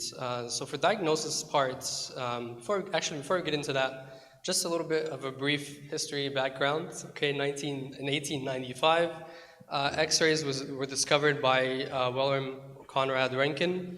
And the way that they were described is he was playing with filament and heating up the filament, and found out that when he places his hand and has like a film screen, he can see the anatomy of his hands, okay? So he's thinking, okay, something cool is going on, what is happening? And this is the discovery of X-rays, because X-rays, you know, when you go to the doctor, you get an X-ray and you can see the bone anatomy. So this was the first kind of discovery, X-rays, and then in 1896, there was a discovery of natural radioactivity. So now you can create X-rays, you can create them as humans, you can create radiation, X-rays, and also that they are naturally occurring, all right? So the Earth has naturally occurring radioactivity, okay? And in 1898, Marie Curie and Pierre Curie, two physicists, discovered radium and polonium, and these are both naturally occurring radioactive materials. So now that we have naturally occurring and human-created X-rays, what can we do with them? So these two things, actually, I'm going to zoom in here. If you look at the light spectrum, these are ionizing radiation. And when I say ionizing radiation, does that sound like a nice, safe thing, or does it sound too safe? Probably not safe, right? So actually, it's a very harmful thing. So you might ask, why am I going to the doctor to get a CT scan or an X-ray if it's harmful? But these are actually really small amounts of radiation, so it's not bad for you, okay? But it is ionizing radiation, and we can use it for treatment, all right? So as I was just saying, you can use it for diagnosis. So the X-ray machines that you have here, the CT scanners that you have, the PET scanners, the fluoroscopy scanners, and interventional radiology, all of these things use radiation, okay? What I'll be talking about today is known as medical physics, okay? So what else for radiation? So radiation can be used to treat cancer. And the field of medical physics is associated with this specialization. So you can use high energy radiation to treat cancer, okay? So the field of radiation oncology and medicine specializes in using radiotherapy to treat cancer tumors, okay? So as a medical physicist, so this is really the main gist here, just to not give you, just to make it, you can talk a lot about things, but to be quick, so we're using physics here. We're using radiation to treat cancer. And as a medical physicist, there are two different branches, okay? So the first branch is diagnostic medical physics, and those are the people that work in radiology, MRI scans, CT scans. What I do is therapeutic medical physics, and that is, we use it for the treatment of cancer. So as a medical physicist, what am I doing day to day, okay? So I want to explain a few things. First of all, we do measurements, calibration, quantification of radiation. So before you put radiation on a patient, you need to know that how harmful this high energy radiation can be, right? So for us as medical physicists, our main role is to be able to localize radiation in the patient safely, treating the tumor and not hurting the organs around that tumor that we're treating, okay? So a lot of what we do is we are able to, we're the ability to calibrate and quantify amounts of radiation. So we do a lot of testing. So we have what's called daily, weekly, monthly testing, different types of calibrations. We have commissioning. When we get a new machine, the physicist is responsible for, basically the engineering says, okay, it produces radiation.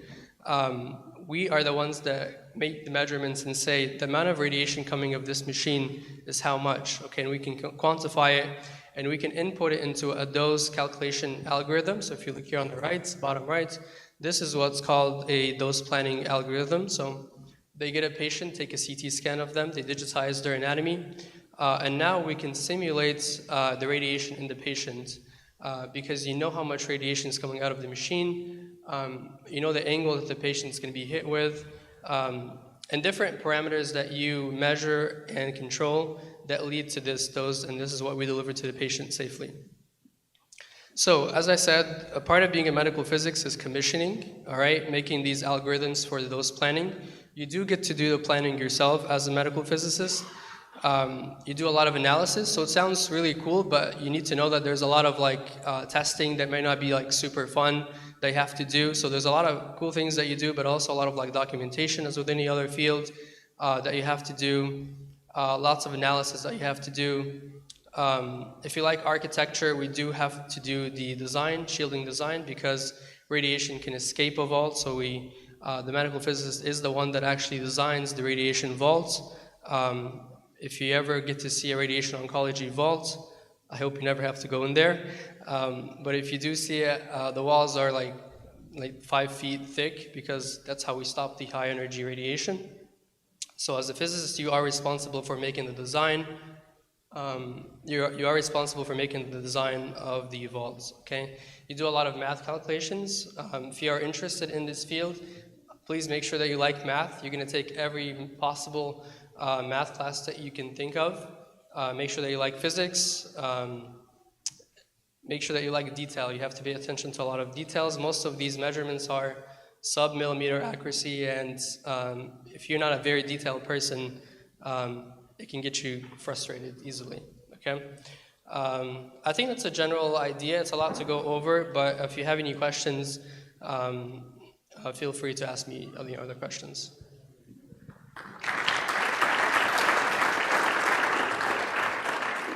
Quick question, Mina. Oh yeah, so for medical physicists, there's a few routes. The first thing is you have to have a 4-year bachelor's degree in physics, professional physics preferably. And then you have a few options. You can get a master's degree, or you can get a PhD, okay? So I went with the master's degree because I do want to focus on more clinical work. But if you are more interested in the research of medical physics, you can go in to a PhD program in medical physics. That's 5 years. You still have to do a 2-year residency afterwards. So it's either you do 4 years and 4 years, or 4 years and 7 years, right? So, but yeah, you do have to do a residency to practice clinical medical physics. What was that? Oh, salary. So right now, actually, starting medical physics, I've seen people graduate residency and end up, they have contracts with 150 and above starting. And you can easily get to 200 and above as the physicist, yeah. Mm-hmm.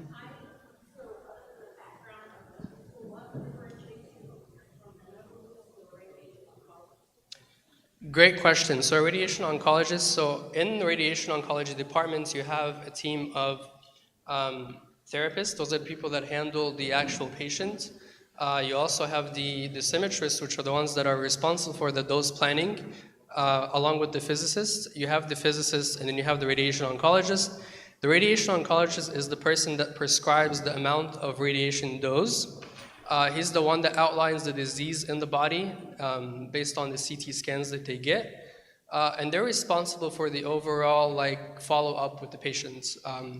But you are really the person that makes the job. Really, you are the person that does the how, because he prescribes, but you are the one. Along with the dosimetrists and therapists, the whole team really works together to make it possible to deliver this amount of radiation safely. Yeah. All right, guys. So yeah, like I said, really super cool. If you're interested in curing cancer all day, medical physics. Yes.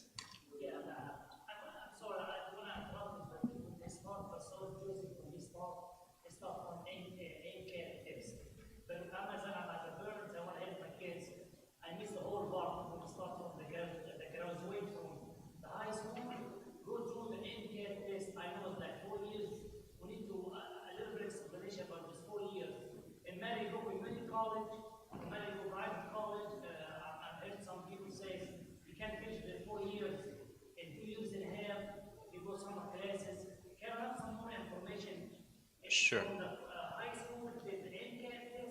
Sure. So just to be clear, medical physics and medical doctor are 2 separate careers.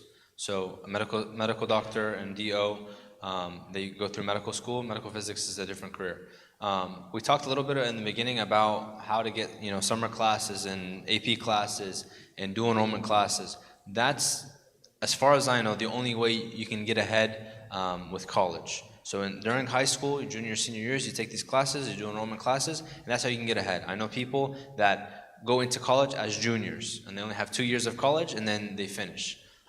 That's how you get ahead in college.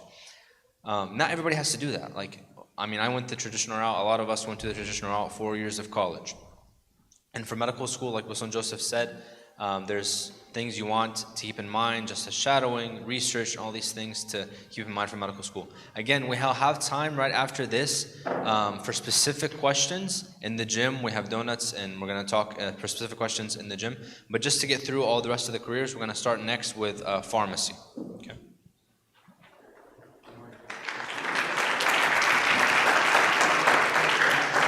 So we have Dr. Michael Yaqub presenting pharmacy.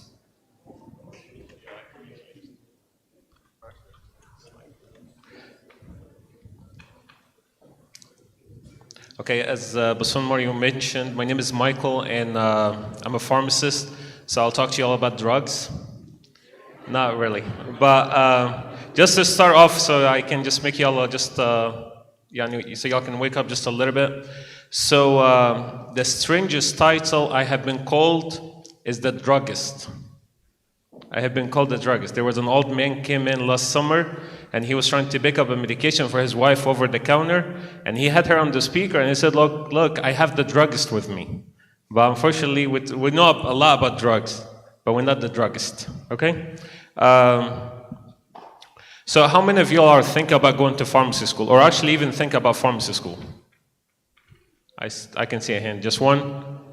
Okay, so just for the sake of time, I'm just going to talk about what does a pharmacist do and how to become a pharmacist. So a pharmacist is a highly skilled and trusted medication expert. As you all know, and I think you all know this in pharmacy school and undergrad, like medical doctors, they focus more on the diseases, and they just take just a little bit of pharmacology. The pharmacology is like how the drug works in the body.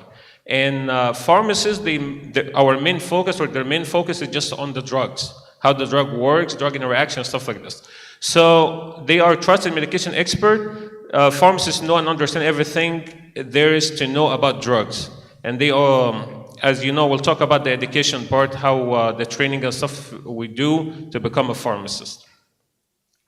So what can a pharmacist do for you? Like, what can you do? Basically, if you think about becoming a pharmacist, what will you be doing to the patients, or what can you do for the patients? First, you have to interpret drug interactions. This is something you're going to learn in pharmacy school. Okay, the patient is taking two different drugs, but they interact with each other. So how you can interpret this, and how can you interpret this to the patient as well too? Okay, because not everything you know, you can pass it down to the patient. Otherwise, you're not going to take their medication. So you have to interpret drug interactions. You have to counsel on prescriptions. Like in Tennessee, like all new prescriptions, pharmacists by law should actually counsel on all new prescriptions. We don't do that. I mean, actually most of the pharmacists don't counsel on each one because some of the medications are still new prescriptions, but the patient's been on them before. But by law, pharmacists should counsel on all new prescriptions. Make medications information understandable. Y'all not going to think about this, but actually we had that phone call before that people actually read the medication guide that goes with the prescription, and they call and ask about information in the medication guide. So you have to know and be understandable about all the information. Provide vaccines. You know, most of the patients now, they get their vaccines, like flu shot, COVID shot, like shingles, pneumonia shot for adults. They get it from the pharmacy. And most pharmacies, like they give shots to children from 3 or 3.5 years old and up. So you will be doing lots of shots if you work in retail, like community pharmacy. Over-the-counter counseling.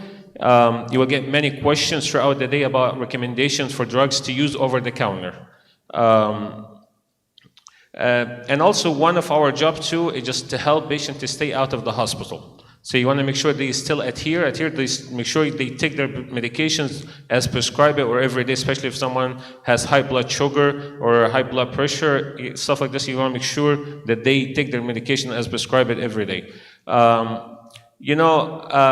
we still have some medication or actually nicotine gums and over the counter. The patient, if someone is trying to quit smoking, we can actually recommend this to them.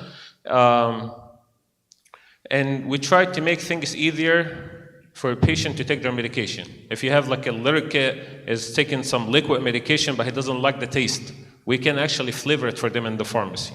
If someone like the bill is too big for them, so we can actually tell them if they can crush it and just take it with some applesauce or not. So there are actually many things you can make it for them to take their medications.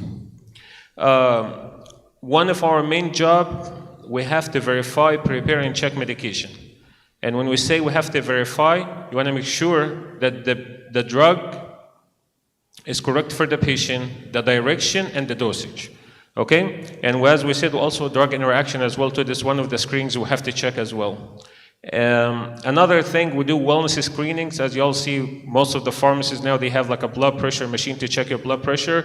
Some independent pharmacy, they actually check their blood sugar, and they do diabetes check, cholesterol check as well too. So there are some specialty or by location. Academia pharmacists, they are pharmacists who teach in pharmacy schools. Community pharmacists, and there where most of the pharmacists work, like retail pharmacists like Kroger, Walgreens, CVS, Publix. Government pharmacists, you can work in the board of pharmacy or in the state, you can work as a pharmacist there. The second common jobs, you'll have like hospital pharmacists. You all know or talk about doctors, but like there's a rounding team in the hospital, and actually it has like a doctor, a resident, and then one of the team has to be a pharmacist. Okay? Industry, I know a few people that work actually in industry, but unfortunately in Tennessee, actually in order to work for industry, you have to move out. More likely you have to go to the north, New York, Pennsylvania, or New Jersey. You want to work in an industry. Military pharmacists, you can work for the Navy. Research pharmacists or wholesale pharmacists. But the most common ones are community pharmacists and hospital pharmacists. Okay, if you want a more specialized, you can be an ambulatory care pharmacist. This is the one that works like in a diabetic, like a blood sugar clinic. So he works with the doctor, and he actually can adjust the dosage for the medication without going back to the doctor. I mean, the doctor sees the notes, but he actually has the power to adjust like the insulin for the patient. Critical care pharmacy, this is all like hospital jobs. Nuclear pharmacy, nutrition support pharmacy, oncology, pediatric pharmacotherapy, and psychiatric pharmacy. How do you become a pharmacist? Just very quick, you have to attend pharmacy school. The most common route is you have to do 4 years of pharmacy school. There is only one school in Tennessee that does actually has a 3-year program. It's called South College. But the most common route is like 4 years. You do 3 years in classes and then 1 year of rotation. But during the first 3 years, you still do some rotations, but it's probably once a week. So once a week, you will go and do some training or some clinical rotations. Before you go into pharmacy school, you have to have it requires at least 2 years of undergrad just to finish your pre-req. All the required courses, you have to take it in undergrad. Some people do it in 2 years.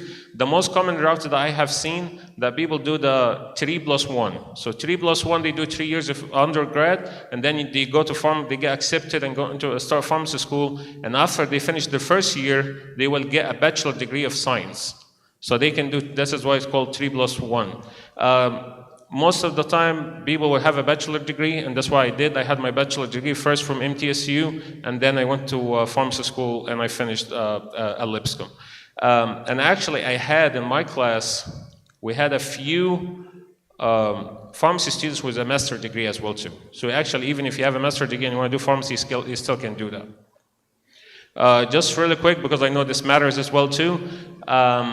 The salary in Tennessee, you'll talk about 55 to 65, the hourly rate. So we'll talk about 105 to 120 as a starting rate. The good thing about pharmacy, you don't have to do residency, but if you want to specialize in one of the areas that I mentioned earlier, you have to go through a residency. So residencies can be 1 year, just be a general resident, in residency, and then the second year, if you want to specialize like a critical care pharmacy, oncology pharmacist, you have to go to a second year of residency. As I said, it's 105 to 120 a year, and you can work and practice. You just have to take 2 licensure exams. The NAPLEX is like more into a clinical exam, is maybe about 6 hours, and then you have to do a law exam, which is about like 120 questions in 3 hours. Okay? And if you all have any questions. What questions? Okay. How many are interested in pharmacy school? Okay. Just one little advice. If you think about pharmacy school and you are over 18 years old, try to get a job as a pharmacy tech. Just try to work as a pharmacy tech just before you get into pharmacy school. Just start to work and get an idea about the pharmacy field itself before you get into pharmacy school, okay? All right, thank you all. All right. Yeah, very cool. So a lot of us think, oh, a pharmacist, I'm going to work just at a grocery store and be a pharmacist. There's so many avenues in pharmacy, which is really cool. One of the most cool ones is clinical pharmacists that are in the hospital. So it's a cool career. Okay, we're going to take a quick break from medical, and we're going to switch to engineering real quick. So we're going to have Carlos talking about civil engineering, okay?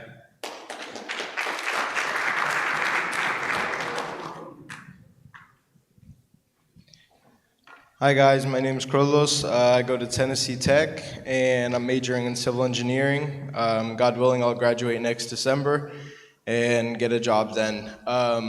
So engineering is just one of those where you could start out and then as soon as you finish high school, you go to an undergraduate college. I go to Tennessee Tech and then you do your 4 years.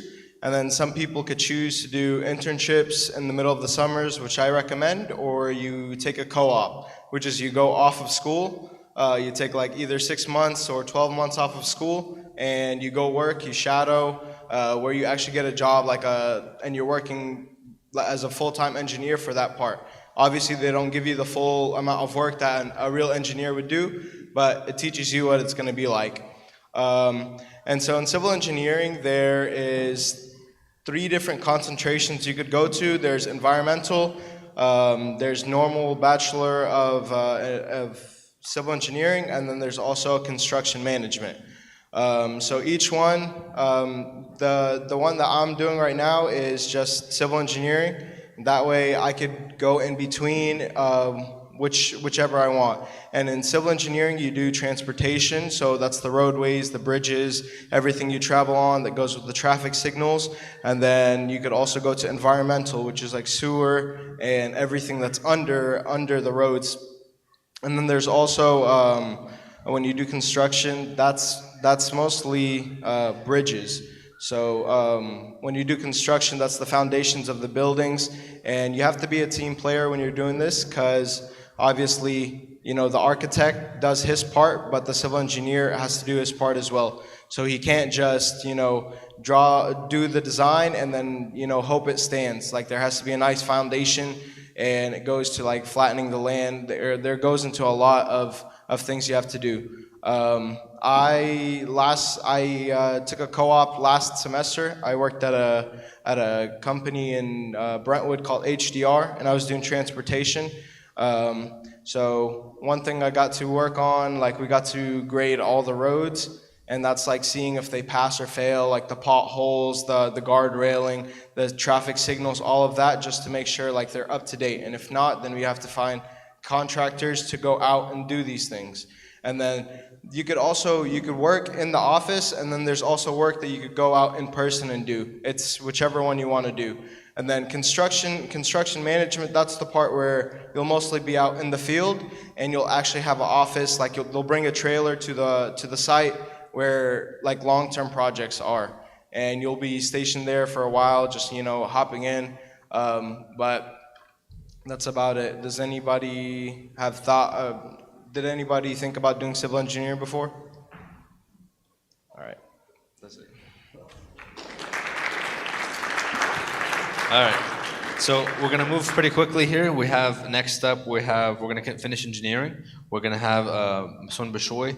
He is mechanical engineering.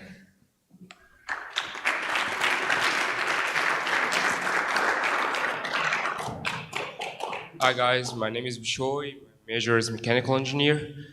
So far, I'm taking a year gap working on a company for an experience as a co-op, as Carlos has just mentioned. It's really important for your resume because right after you graduate, the only things you're looking at is your experience more than your GPA or anything else. They look for your team experience, for how many hours you work or how many years, what project you get through. So they focus on this stuff more. So first, if you don't like math, I don't recommend to get an engineer, honestly.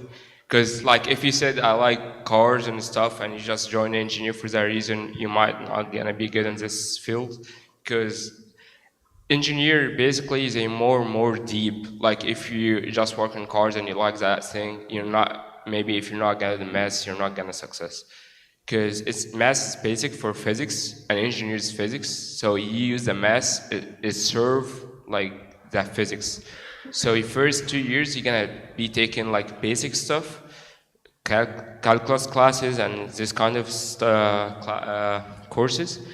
So you need to be good at math, and I'm telling you, you have to focus on that first 2 years, because if you get good in the first 2 years, our class is gonna be easy.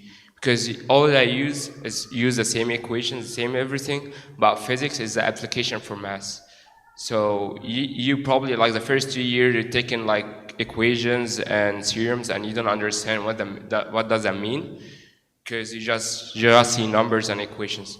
But when you guys start taking our classes, it's gonna be different. But you're still using these equations. So if you build yourself good in the first 2 years, you're gonna be good in the future. So it's 4 years as any other engineers. I know you're all looking for the salary is between the start 66,000 a year, and you can go up to 126 or 130. It depends on how many years experience you have. And you can do a PhD after, or you can do a master's degree, whatever you like to do.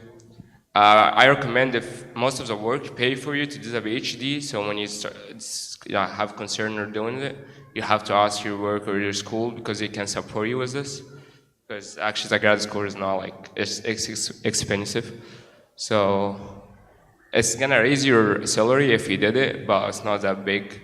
But if they paying for it, I recommend you to do it. So for you to get to school, it's basic recommendments. You just go to ACT over 21, depends from the school to a different school. You have options like Tennessee Tech, University of Tennessee, UTK, and you have Vanderbilt. There's the best 3 options you have. MTSU have a chance, but so far they don't have mechanical engineer, but they're willing to add it. They only have mechatronics, which kind of mix between mechanical engineer and electric engineer. So if you're looking for mechanical, you have the best option you have. Tech is an hour away, and then UTK and Vanderbilt.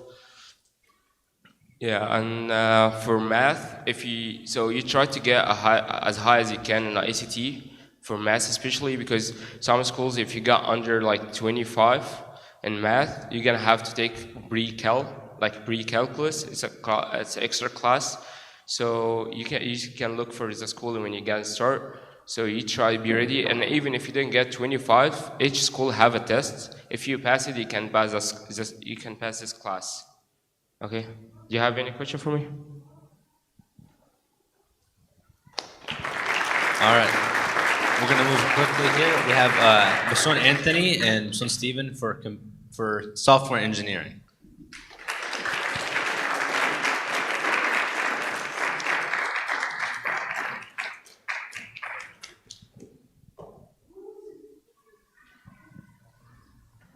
Hi guys, so I'm Steven and this is Anthony. And we're both, I'm a software engineering student and Anthony is a software engineer. He's actually working. So we're gonna split it up. I'll talk about what I've had to do in my schooling and how I'm trying to get a job. And Anthony will talk about the workplace and what he does for a living at this point. So first, software engineering, also known as computer science. Like you can major in computer science. I major in software engineering at Lipscomb. I'm a senior, and education-wise, you kind of it's a Bachelor of Science, so you have to take a couple science classes, biology, chemistry, and then you have to take multiple math classes. discrete math, linear algebra, calculus 1, 2, depending on the school. But that's basically it for gen eds, and then you go on to coding. So what is software engineering? We code. We create algorithms, we create programs, and then basically they just automate things for us. So the computer does stuff that we would otherwise have to do ourselves. It can be something as simple as putting numbers in order to a whole website. So every time you guys get an update on your phone or an app, that's basically a software engineering putting out something to fix a bug or to provide more security or even just, new software, new UI and things like that. Some of the classes I took are like data structures, where we use a language called C++ or C, and we basically do small things. Like we learn about the data structure of that language. Arrays, structs, those are the kind of things that you learn in that class. And then you go on to learn about databases, and then I took a class on cloud services. Surprise, your iCloud isn't actually in a cloud. It goes to servers that are actually owned by Google, probably. And then also you learn about other languages. We take a class at Lipscomb called Software Studio, where we actually create websites, we create applications that are otherwise a senior project in a different school. In that sense, I learned most of the languages that I know there. React.js, MySQL is a database, React HTML, those are both front end, and then Basuna Anthony will kind of go on further about front end and back end and all you need to know about that. But yeah, I think that's mainly it for education. Oh, and then experience. So basically, to get an entry-level job, you need experience. Like, just because you're entry doesn't mean you actually can get an entry-level job. So basically what I had to do is I had to apply to hundreds of internships. I applied everywhere I could. If they said software, I was willing to take it. At one point, I was going to work for free because I needed a job. But thankfully, none of those that I applied to actually went anywhere. No one hired me. But then a friend of mine that I'd reached out to actually gave me a job. And hopefully that'll help me get a job once I graduate. But yeah.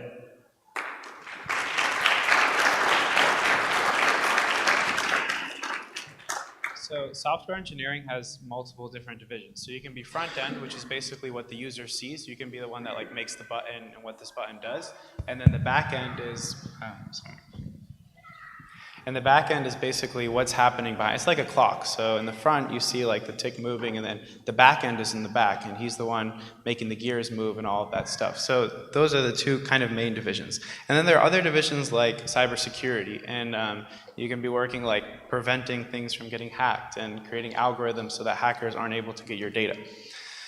So I'll talk a little bit about the job outlook. So we work kind of, our job is very, very flexible. You can be working from home most of the time, if not all the time. There's a lot of people that are completely remote workers, like they never go into the office at all, they're completely at home.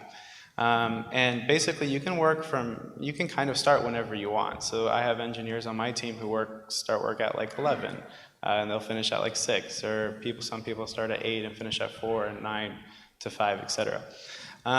There's also positions where you can be working with company. You can be a consultant, and so you can work with specific companies and build what they want you to build. And then experience. So you need internships, period. It's very, very, very difficult to get a job without internships. So getting those internships start with having your side projects. So as high school students, you guys should all be building your projects. You should be, the benefit of software engineering is all you need is a laptop. To do the job of a software engineer, all you need is a laptop. So you can grab a laptop, you can code, you can build an iPhone app, you can build an Android app, you can build a program that automatically does things for you. So that's the benefit of computer science, is you can really see if you like it just by trying coding and seeing if you like coding. Side projects get you your internships, and then internships turn into jobs. The starting salary of a computer science can range anywhere from $80,000 to $150,000. If you have a lot of experience from internships, you can be making up to $150,000 right out of college. And then as 10 years pass or so of experience, you can be making in the upper 200s to 250s, and then it just goes up from there. But I will say, you do have to love it. If you don't love coding, because you're in front of a computer so much, if you don't love coding, you will hate your job. So just make sure it's something that you like.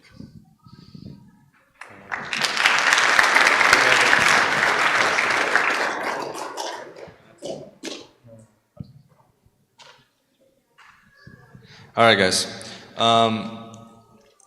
Sorry for the delay. I know it's taking a while, but just so you guys know, next we have Mina for chemical engineering, and then we're going to go through and finish med. So we have dental, physical therapy, occupational therapy, physician assistant, optometry, PhD, and education. So if you guys are waiting for that, they're coming. So we'll have Mina go for chemical engineering.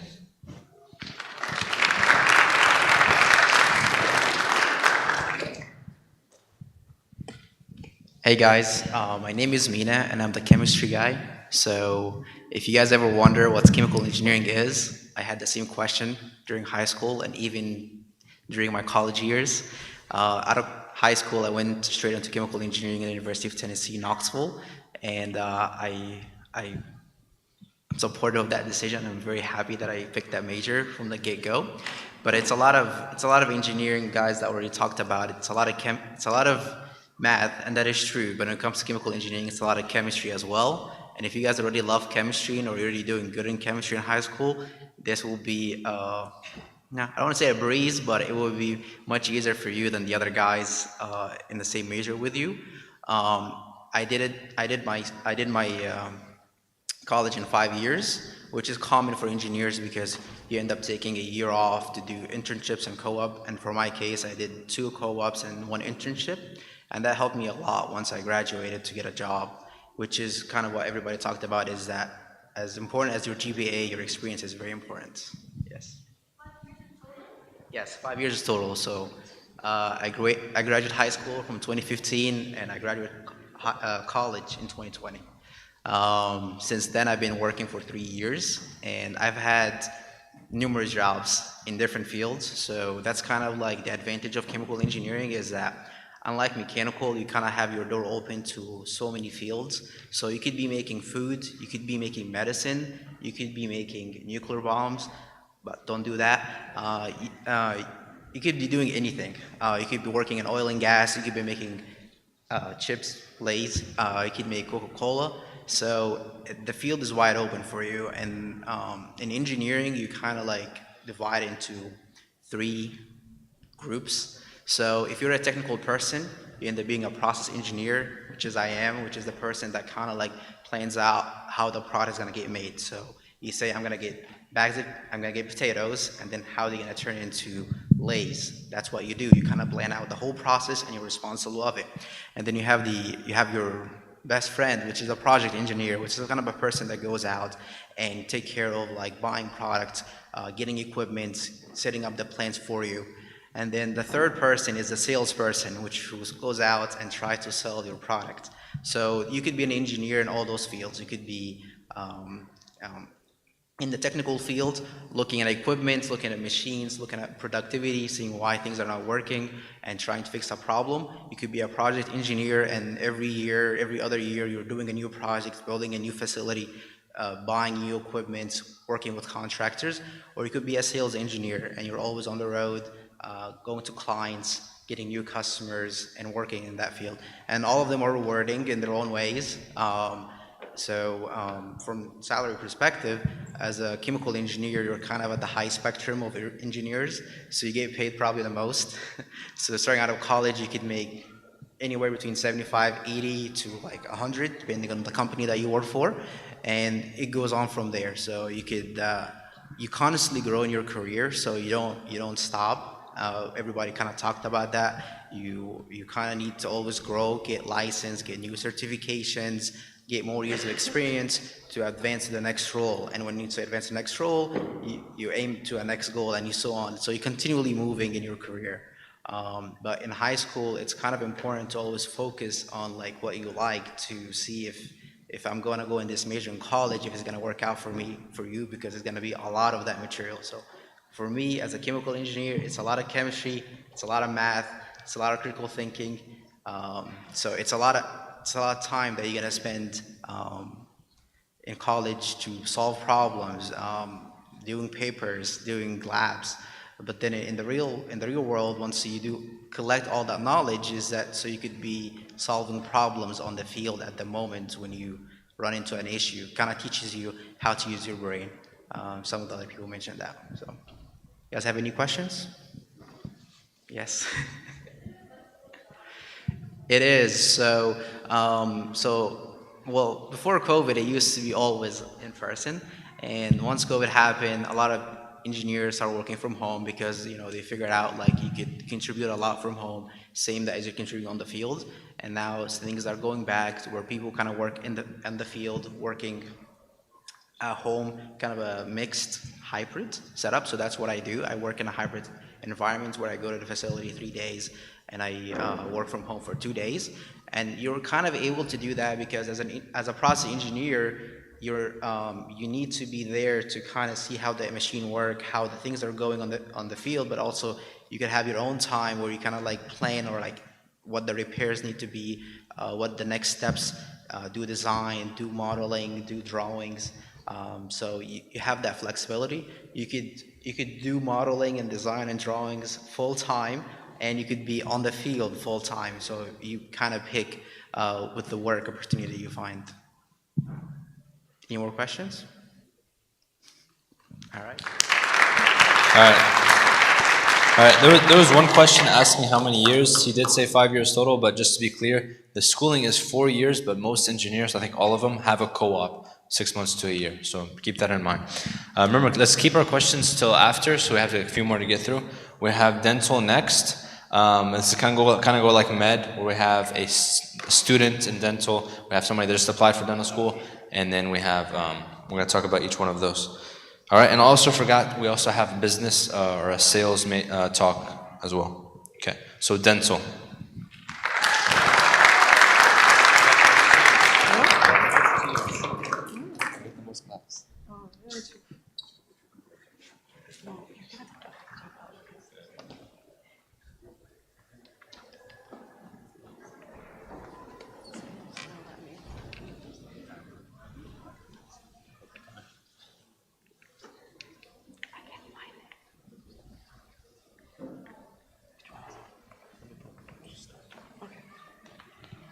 All right, guys, so I'll talk about dental school. I'm currently a D1 at UT at Memphis. So just things to keep in mind right now, or not right now, most of you guys are high schoolers, so in college, just make sure your GPA is high, especially your biology, chemistry, physics, and math GPA. They tend to look at that, and especially if your DT score is not that high, they'll look at your GPA and vice versa. You also want to do some shadowing. They want to see that you're shadowing a lot of dentists, maybe more than one specialty, so maybe endo, peds, and all that. They want to see also that you're doing some patient care hours.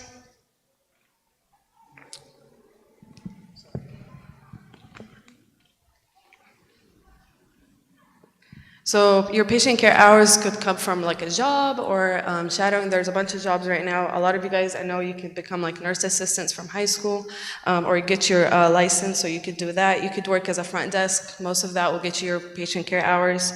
A lot of the big ones that I see a lot is Siloam and Interfaith. Interfaith is a nonprofit dental office, so you could go there and volunteer and help out.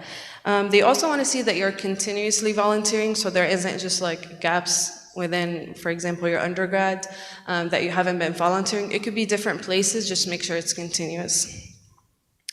Leadership, they want to see that you can become a leader, because essentially you are kind of like the leader in your dental office or whatever, so they want to make sure that you're you show off that you're capable of being a leader. So kind of classes that you should take. A lot of the prereqs are Bio 1, 2, you need to take your general chemistries, your organics, biochem, physics, and then English and math. There are additional helpful subjects that can kind of help you in dental school, and that could be histo, anatomy, physiology, immunology, and micro. Also, you can do something that you enjoy, so you could do like event planning, psychology, you can do those as your minor. And you don't have to major in biology, you just want to make sure you take your prereqs. And then each school is different. Most of them are similar, but you want to check with the schools you're interested in. Your personal statement, I would start early, just kind of brainstorm ideas. Your personal statement is kind of talking about your story and why you want to go to dental school. So you can start early and just like brainstorm and put out some ideas that you want to, talk about. Your DAT is kind of like your MCAT, so you can either take that the summer before your junior year or the summer before your senior year. I personally think the earlier the better, but shoot to take the test like one time. But again, you could taking it earlier could be an advantage. Okay, so your application, you need 3 to 4 letters of recommendations. You need to gather up all your experiences, achievements, and licenses, and then that's just pricing on the application, but it depends on how many schools they apply to. So the more schools you apply to, the expensive the application. Also submitting, the earlier the better. You have a higher chance of making it just because you'll see your application first. There is financial aid that's offered to kind of cover some of the cost of the application, sometimes just because it gets a little bit expensive. And also when you're looking at schools, you want to be aware that private schools or out-of-state schools are more expensive, so kind of just be wise about that. The interview process, I personally thought looking up the interviewer and knowing who they are kind of helped. Looking at the school's mission statement to kind of include that as you're talking, that really helped. Sending a thank you email at the end after your interview also helps. And I think that's it from my side. I think I'll hand it over to Bola.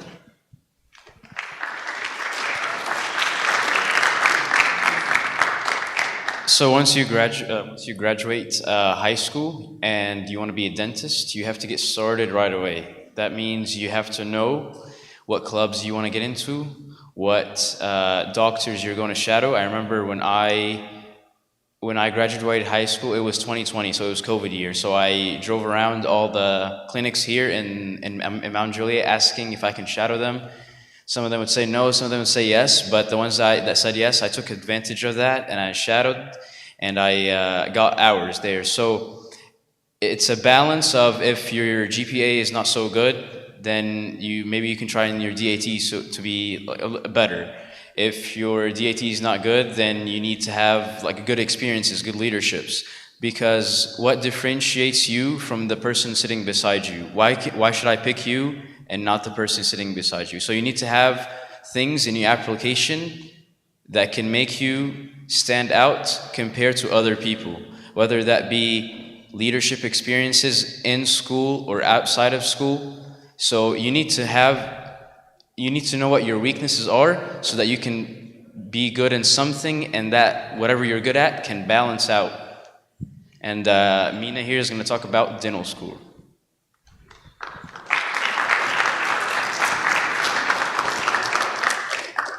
Hi everybody, my name is Mina. So I'm in my 3rd year of dental school at the same school as Carmen, UTHSC, that's in Memphis. And so dental school is kind of similar to med school. The first 2 years are didactic.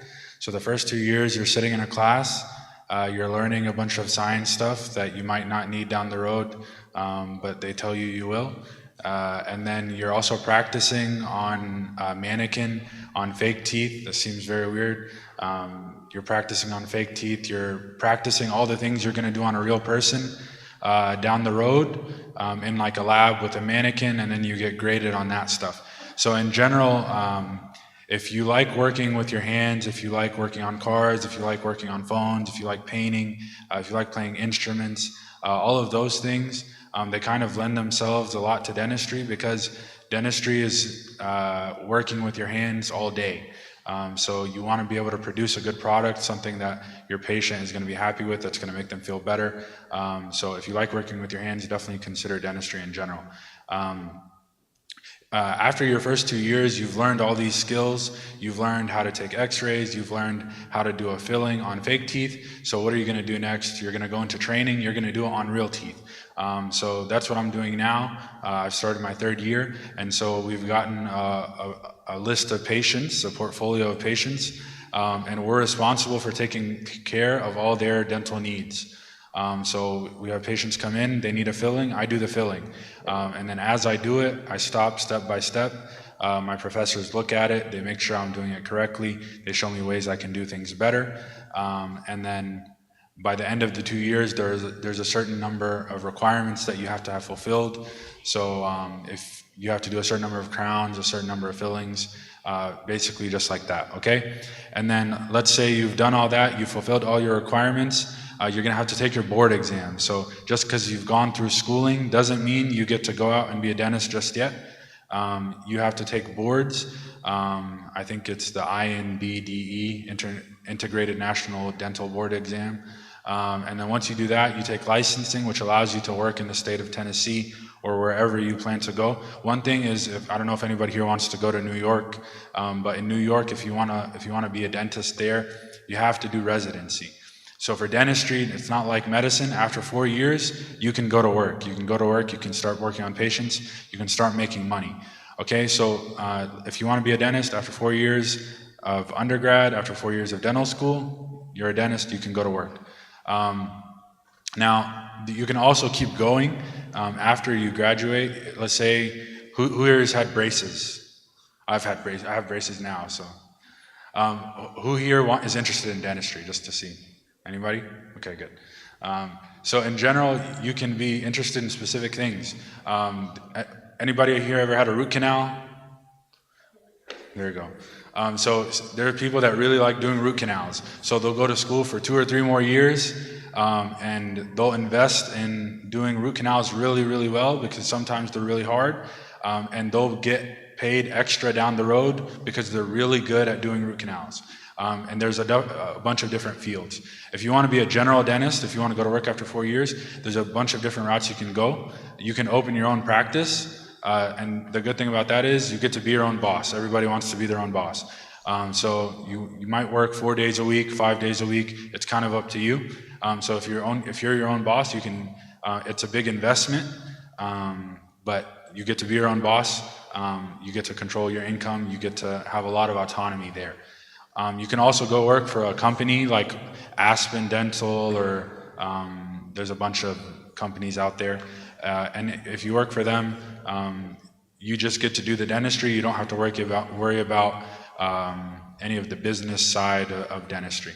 And then the last thing I would say is something that was mentioned with all these other professions is you really have to want to do dentistry, just like you have to want to do medicine, just like you have to want to do coding, all these things. Why? Because all of these careers, they're an emotional and a financial investment. You're spending time either in undergrad or in grad school, and it's also an emotional investment.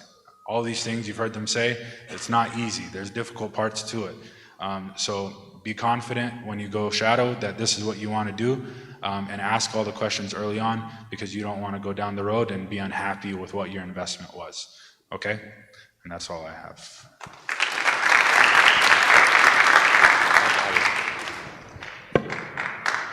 All right, guys.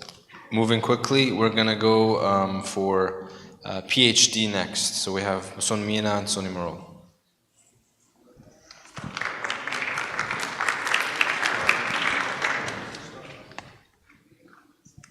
Hi guys, my name is Mina, and I am a senior molecular biology major at Lipscomb University. I'm Marola. I go to MTSU. I'm a biochem major, also a senior. So I think about like 4 or 5 people have actually already mentioned PhD today. So we'll try to like explain what a PhD is. So we'll just break down the word. PhD stands for Doctor of Philosophy. What's philosophy? Can anybody help me break down what that means? Anybody know what philo means? Philo? Anybody know what that word means? What's our church called? St. Philopatir, right? Anybody know what Philopatir means? Well, philo means lover, and then in the case of Philopatir, like it means lover of the Father. What about philosophy? So we know that philo means lover. Okay, what is Sophy? What is philosophy? Well, it sounds like Sophia. It's a Greek word. It's also a name. It's a Greek word. What does it mean? Anybody know? Wisdom. So it means love of wisdom. Philosophy means love of wisdom. Right, so why am I asking you guys all these silly questions? Because it kind of reflects what being a PhD it means, right? As a PhD, we're kind of looking for, we're gathering all the information that we know about a subject, and then we're identifying a hole in that information, a piece of information that's missing. And then we're using the information that we have to kind of figure out that piece that's missing. So right now I asked you guys a question, what does philosophy mean? I told you some things that you should have known. Hopefully, I should have known Philo means lover, and then Sophia means wisdom. So I put two together, lover of wisdom. You just figured out something that you didn't know using information that you did know. So that's kind of what we do as PhDs. Specifically, we're obtaining or seeking to obtain PhDs in the biomedical sciences. So I'm doing immunology, and Merle's doing cancer. So she'll talk to you a little bit about things you can do with a PhD. Let me clarify also that a PhD is an academic degree. It's not a job. So just because you have a PhD doesn't mean you actually have a job, right? So she'll talk to you about some jobs that you can do with a PhD. And specifically, we're talking about the biomedical sciences. Okay, so with a PhD, there's two major umbrellas of things that you can do. So you can go into academia, which is like being a professor and doing your own research. And then you can also go into industry, which is like places like Pfizer, Johnson & Johnson, stuff like that. So if you do academia, you have a lot more freedom with the type of research that you want to do. So you can pick the type of project that you'd like to go over. Like for example, you can do cancer projects, you can do, I don't know, you can even do reading projects. You can literally do anything if you're in academia. But in the industry, they're telling you what they want you to do. Like for example, they want you to figure out a vaccine for COVID. You just have to do what they tell you. You don't really have much creative freedom when it comes to that.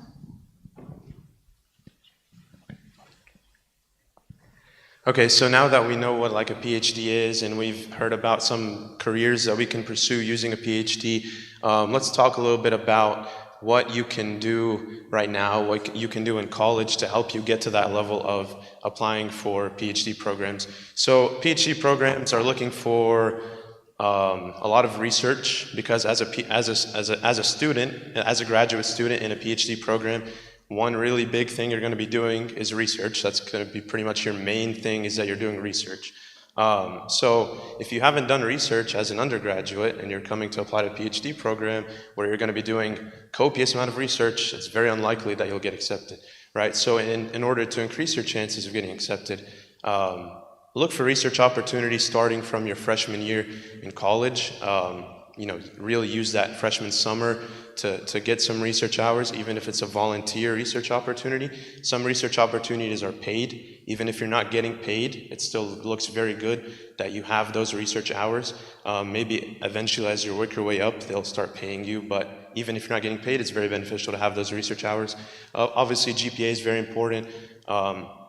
You're going to be wanting to take classes that are going to resemble the PhD you want to go into. So if you want to go into a PhD in immunology and molecular pathogenesis, you might want to take biology classes and an immunology class. If there are any infectious disease classes at your school, such as virology, microbiology, stuff like that, those would be very, very beneficial to have on your transcript because you're going into this, you're going to be learning about this very intensely. So if you haven't learned about it at all as an undergraduate, again, it's going to look very suspicious as to why you're going into that degree and you haven't really done anything for it. So we talked about research, GPA. Volunteering is always important on any application. As people have mentioned before, rec letter is very important, so having good relationships with your professors is very important because PhD programs are going to want to hear, especially from professors you've done research with, are you good in the lab? Are you good in the classroom? Are you a good student? Because as we talked about, being a PhD is all about asking questions, finding ways to answer those questions. So are you a critical thinker, stuff like that? Do you have these characteristics? And are your professors speaking good about these characteristics? The GRE is a test that's been required in the past, but as we move forward, a lot of schools are not requiring it. Some schools are not even recommending it. Some schools don't even have a spot to put the GRE on the application. So it's becoming less and less important as time goes by. So if I were to give you advice, I would say focus less on the GRE moving forward, focus more on research and your GPA, getting good rec letters from your teachers, from your professors. So there are a ton of programs you can apply to. So for example, Mina's applying to immunology, I'm applying to cancer biology programs. Most of them are sort of umbrellaed, so you do go in, kind of like with med school, you do rotations, you go in and you rotate in labs, you see, okay, which mentor fits the best with me instead of which program fits the best for me, because what they hope is that you have such a passion for what you're applying to that you're set on doing this for the rest of your life. Like grad school, I'm not gonna lie to you, is long, okay? Average time, 5 years. And that's just you doing research. Like you go in there every single day, you work in the lab and you try to figure something out. That's what you're doing. It's long, but you know, if you really have a passion for science and for doing research, then you know, time will fly by, just like with everything else.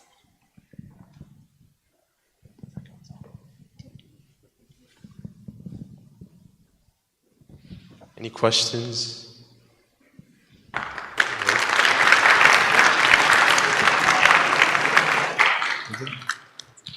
All right. Next, we have physical therapy with Helena. Again, we have a few more, so just bear with us. We have occupational therapy, PA, sales, and education.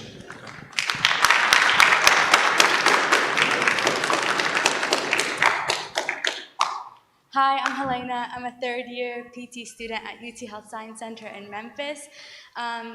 You could major in anything your first 4 years, doesn't matter. There are prereqs that you have to apply to, but it's school dependent. Your science GPA does have to be above a 3.5, like 3.5 if you want to be competitive. Most schools won't look at your application if you have below a 3.2. So it is very competitive. There aren't a lot of schools. They only accept, on average, 60 students a year, and not all 60 graduate. It's a very collaborative career. So if you don't like talking to people, I wouldn't do that.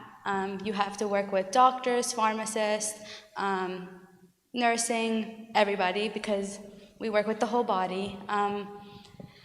It's first year is all didactic, second year is didactic and rotations, third year is just rotations at my school. A lot of schools do it differently, but I appreciate how we get to integrate what we learn throughout the year so we can put 2 and 2 together instead of just getting thrown out into the world.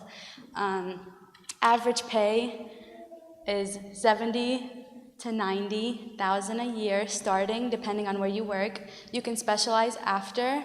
It's not required, so you can work right after graduation, after you take your boards. It's called the MPTE. You can only take it 6 times in your lifetime and 3 times in a year. So if you don't pass that, you can't practice. Tennessee is a direct access state, so we don't need physician referrals to see patients. We collaborate a lot with OT and speech therapy.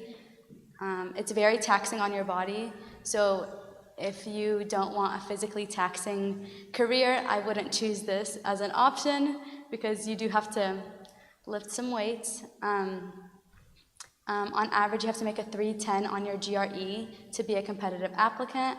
I did undergrad in 3 years. Major doesn't matter.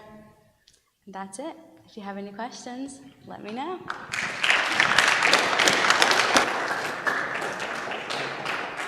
All right. Next, we have optometry. Okay. Basun Taimur.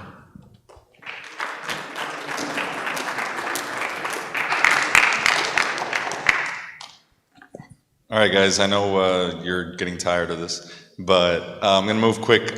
So the education requirements for an optometry degree, just very similar to every other science major, like medicine. Biology, biochemistry is recommended. You don't have to have a biology degree. You don't have to have an undergraduate degree, but it's very recommended, obviously, just like the rest of them. As long as you take the prerequisites that are required. And then obviously the optometry admission test, in other words, the OAT, it's very, very similar to the DAT. The only difference is we have a physics section, they do not. Okay, so different job possibilities are 3, okay? There is optician, optometrist, and ophthalmologist. An optician cannot give eye exams. An optician can only sell glasses. And you don't need a degree to be an optician. You just go apply for the job. If they like you, because you have the experience or whatever, they'll take you. Otherwise, it's nothing much. I wouldn't really recommend it as a career, so anyways, so for optometrists, this is what we're looking into. It's 4 years, optometry school, obviously, and I put this sentence in bold I found online. Nearly 85% of all eye health and vision care is provided by ODs in the U.S. by optometrists. 85% of that. So yeah, that's good as well. Ophthalmology is the surgical side of the whole thing. You have to go to medical school. You have to take the MCAT. It's not completely different, but you would have to specialize in ophthalmology and I guess residency, if that's how they do it. Patient care is very simple. Primary vision care, primary eye health care. Refractive care, eyeglasses and contact lenses. Vision therapy, eye diseases, diabetes, infections, injuries.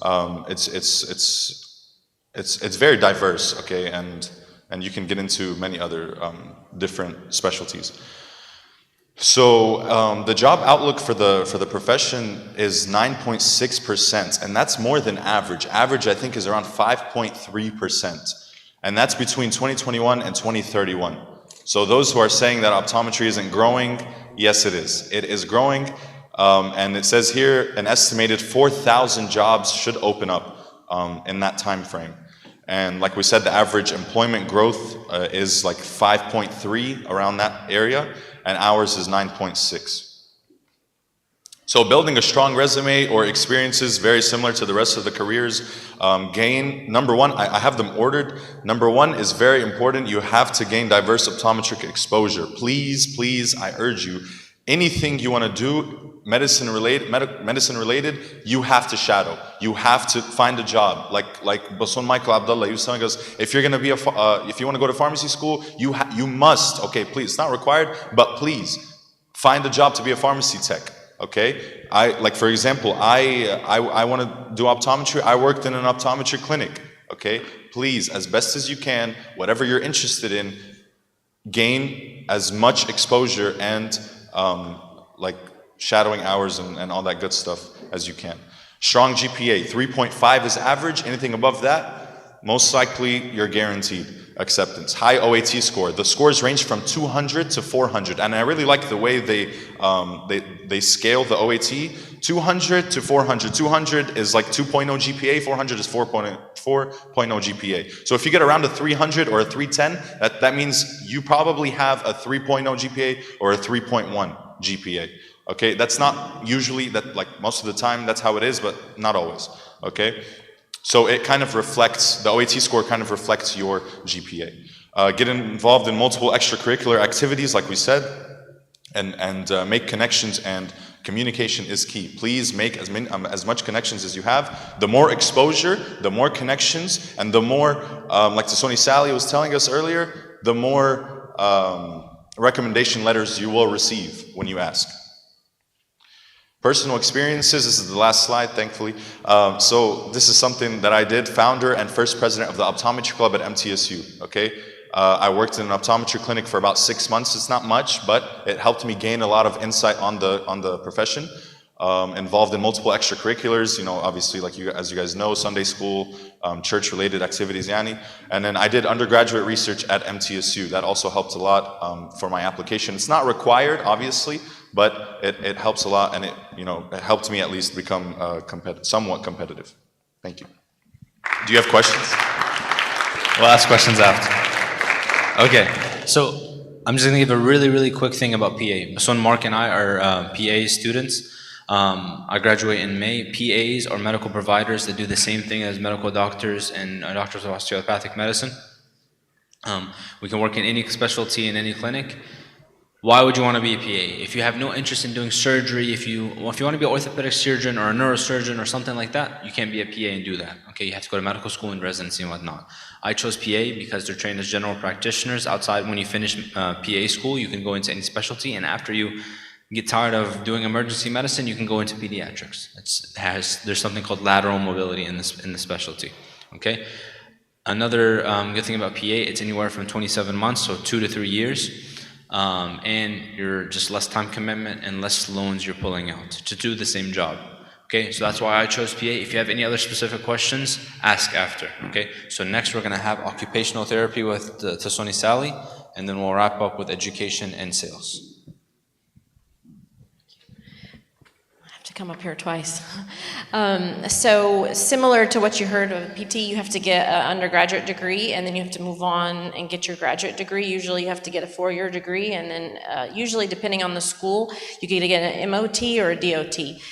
Masters of Occupational Therapy or a Doctor of Occupational Therapy. So anyway, so it's about 7 years, and according to the school, it just depends on what the prereqs are. Heavy in science, I will say anatomy and physiology, you have to take that. You have to take a chemistry, you have to take, I think, stats, so you have to take several science classes, a couple of math classes. So that's the schooling. So it's about 7 years, okay? So as far as I'll talk about the job market, you can basically, like every other field, there's a million different places you could work, different settings. You could work in home health, you could work in a nursing home, you can work in an outpatient clinic, you could work in a hospital. Okay, you can work with peds, you can work with children in outpatient or in a hospital. Of course, Vanderbilt has its own children's hospital. You could teach in academia. You could work in mental health, you can work in acute inpatient rehab. I'll talk about myself specifically. I have a specialty in something called, I've done 2 specialties because I can't sit still and I get bored quickly, but I have a specialty in lymphedema, which most of my patients are cancer patients. I would say the majority of my patients are breast cancer, lymphomas, skin cancers, what else? Head and neck cancers. So and then I have patients that have vascular problems. So we treat, and I work in an outpatient setting. So outpatient settings are different settings with different types of patients, but we usually work with patients who have physical disabilities, and that's what Helena was saying about, it's not really, you don't have to be very, very strong, but you need to be able to protect your body, because you do need to learn how to deal with patients because you're always manually working with them. So you need to make sure that you don't injure yourself. So if you're not, always say that we're therapists, physical therapists or occupational therapists. So we work physically, but we also get to know our patients on a very personal level because they talk to you about everything and everything. So you almost become their mental therapist because you get to know them over a long time. So, but like I said, there's different specialties. Let me go over the specialties real quick because there's a million of them. You could be a lymphedema therapist like I am. You could be a pelvic health therapist. You could be an assistive technology therapist. You could be a driver rehab specialist, basically people who make sure that you're safe on the road. People, when they get older, they can't drive and they are unsafe. You could become a certified hand therapist. That's basically you work directly under an orthopedic surgeon. And so those, so there's like actually many more subspecialties, but those you have to do extra schooling. So any of those extra subspecialties, you have to go back to school. So, thank you.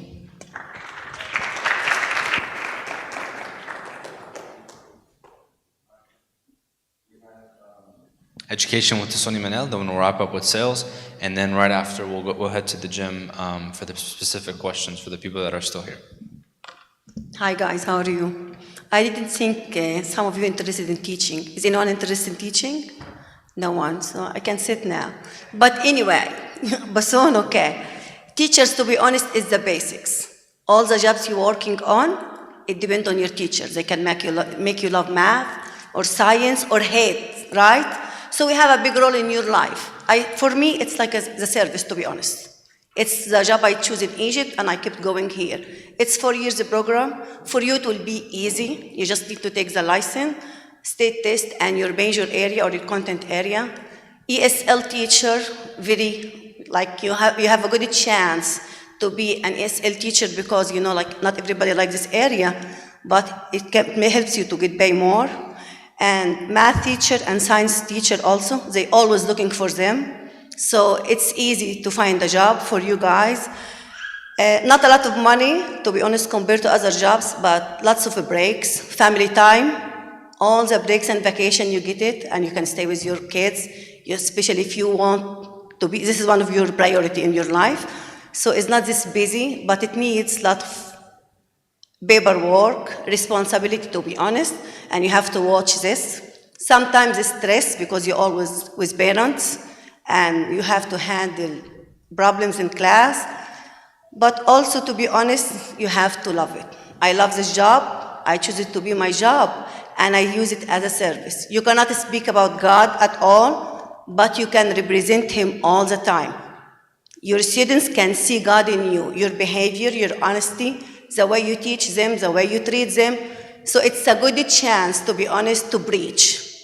So it's good, but it's not a lot of money, so you can choose. That's it. Thank you.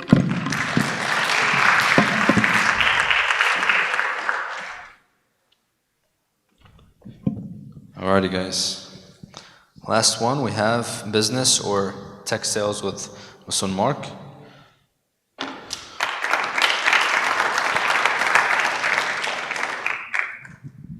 Thank you. Hey guys, my name is Mark. Is anyone familiar with tech sales by any chance, or sales in general?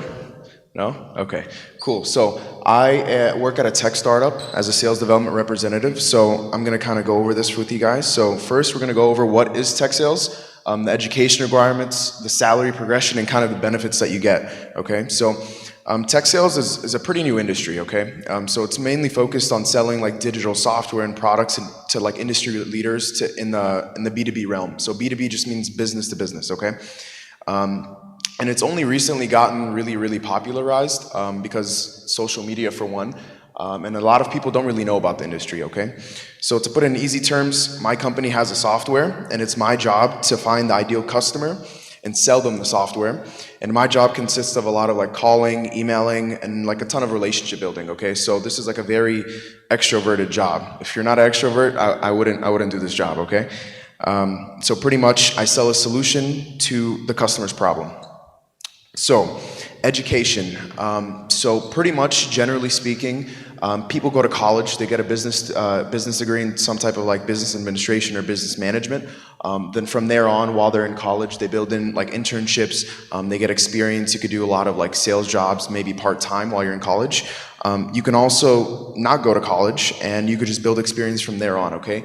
I went into tech sales straight out of high school, but I am an outlier, okay? I want to kind of emphasize that. So the odds of you getting, a job right away, without a degree, without all the experience, because I had some experience beforehand, is rare, okay? So it's low. So don't try to use my example or whatever. I'm an outlier, okay?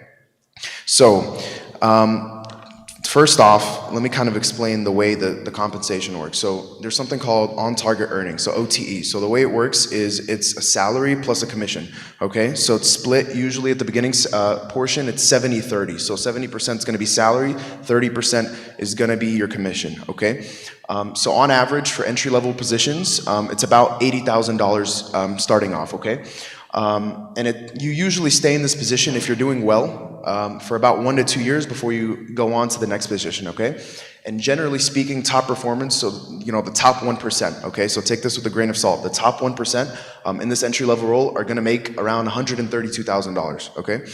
Then the role above that is something called SMB account executive, okay? So basically, the position above is called account executive, and it's split up into 3 different categories, okay? So there's something called SMB, which means small and medium business, mid-market, and enterprise. And basically what that means is just the target audience you're selling to. So like the companies you're gonna sell to are just a little bit bigger, okay? So SMB would be the level above, and that's kind of like a middle position. Then on average, those guys are making just about $130,000, and most people are staying, if they're doing well, about 2 to 3 years before they're eligible for a promotion or go on to the next position. Top performers are making about $270,000 or above, okay? And those are top performers, 1%, okay? Then the position above that is something called mid-market, okay? So you're selling to like a bigger audience, a bigger company pretty much, okay? And on average, those guys are making about $160,000. People stay in this role for about 2 to 4 years, give or take, and the top performers with seniority are making about, close to $400 at this rate, okay? Then the very, very last position is enterprise, okay? So this, again, if you guys add up all of the tenure and whatever it may be, it takes a very long time to get this position, okay? But these guys are making pretty good money. On average, they're making about $250,000. and the top 1% is making over 600,000. The top 1%, okay? And yeah, so people are kind of, after this position, they kind of retire, okay, if they even get to this position. And a lot of the benefits of tech in general is you get to work from home, okay, so there's a lot of flexibility with that. You have free equipment, so like a lot of the times the companies you work for, they're going to send you like a MacBook or a laptop or whatever. Then they're going to give you like a stipend, so money for your like home office or whatever that may be. Then obviously healthcare benefits like that. You also get stock options, right? So like a lot of the companies, like tech companies in general, they give you stock options. Done like with different levels of positions, the more senior you are, you also can get like sign-on bonuses, okay? Then they also have something called unlimited PTO, so which is just unlimited vacation. But obviously you can't use all of that within the year. Like there's like it's within reason, okay? But that's pretty much all of that. So thank you. All right, guys. Very, very interesting. We heard from a lot of people, so I hope that was beneficial for you guys. We're just going to stand up and pray real quick, and then the questions and the donuts will just be right outside in the foyer, not in the gym. We're just going to go right outside. All right? So we'll just pray real quick. The Lord, hear us when we pray. Thankfully, our Father who art in heaven.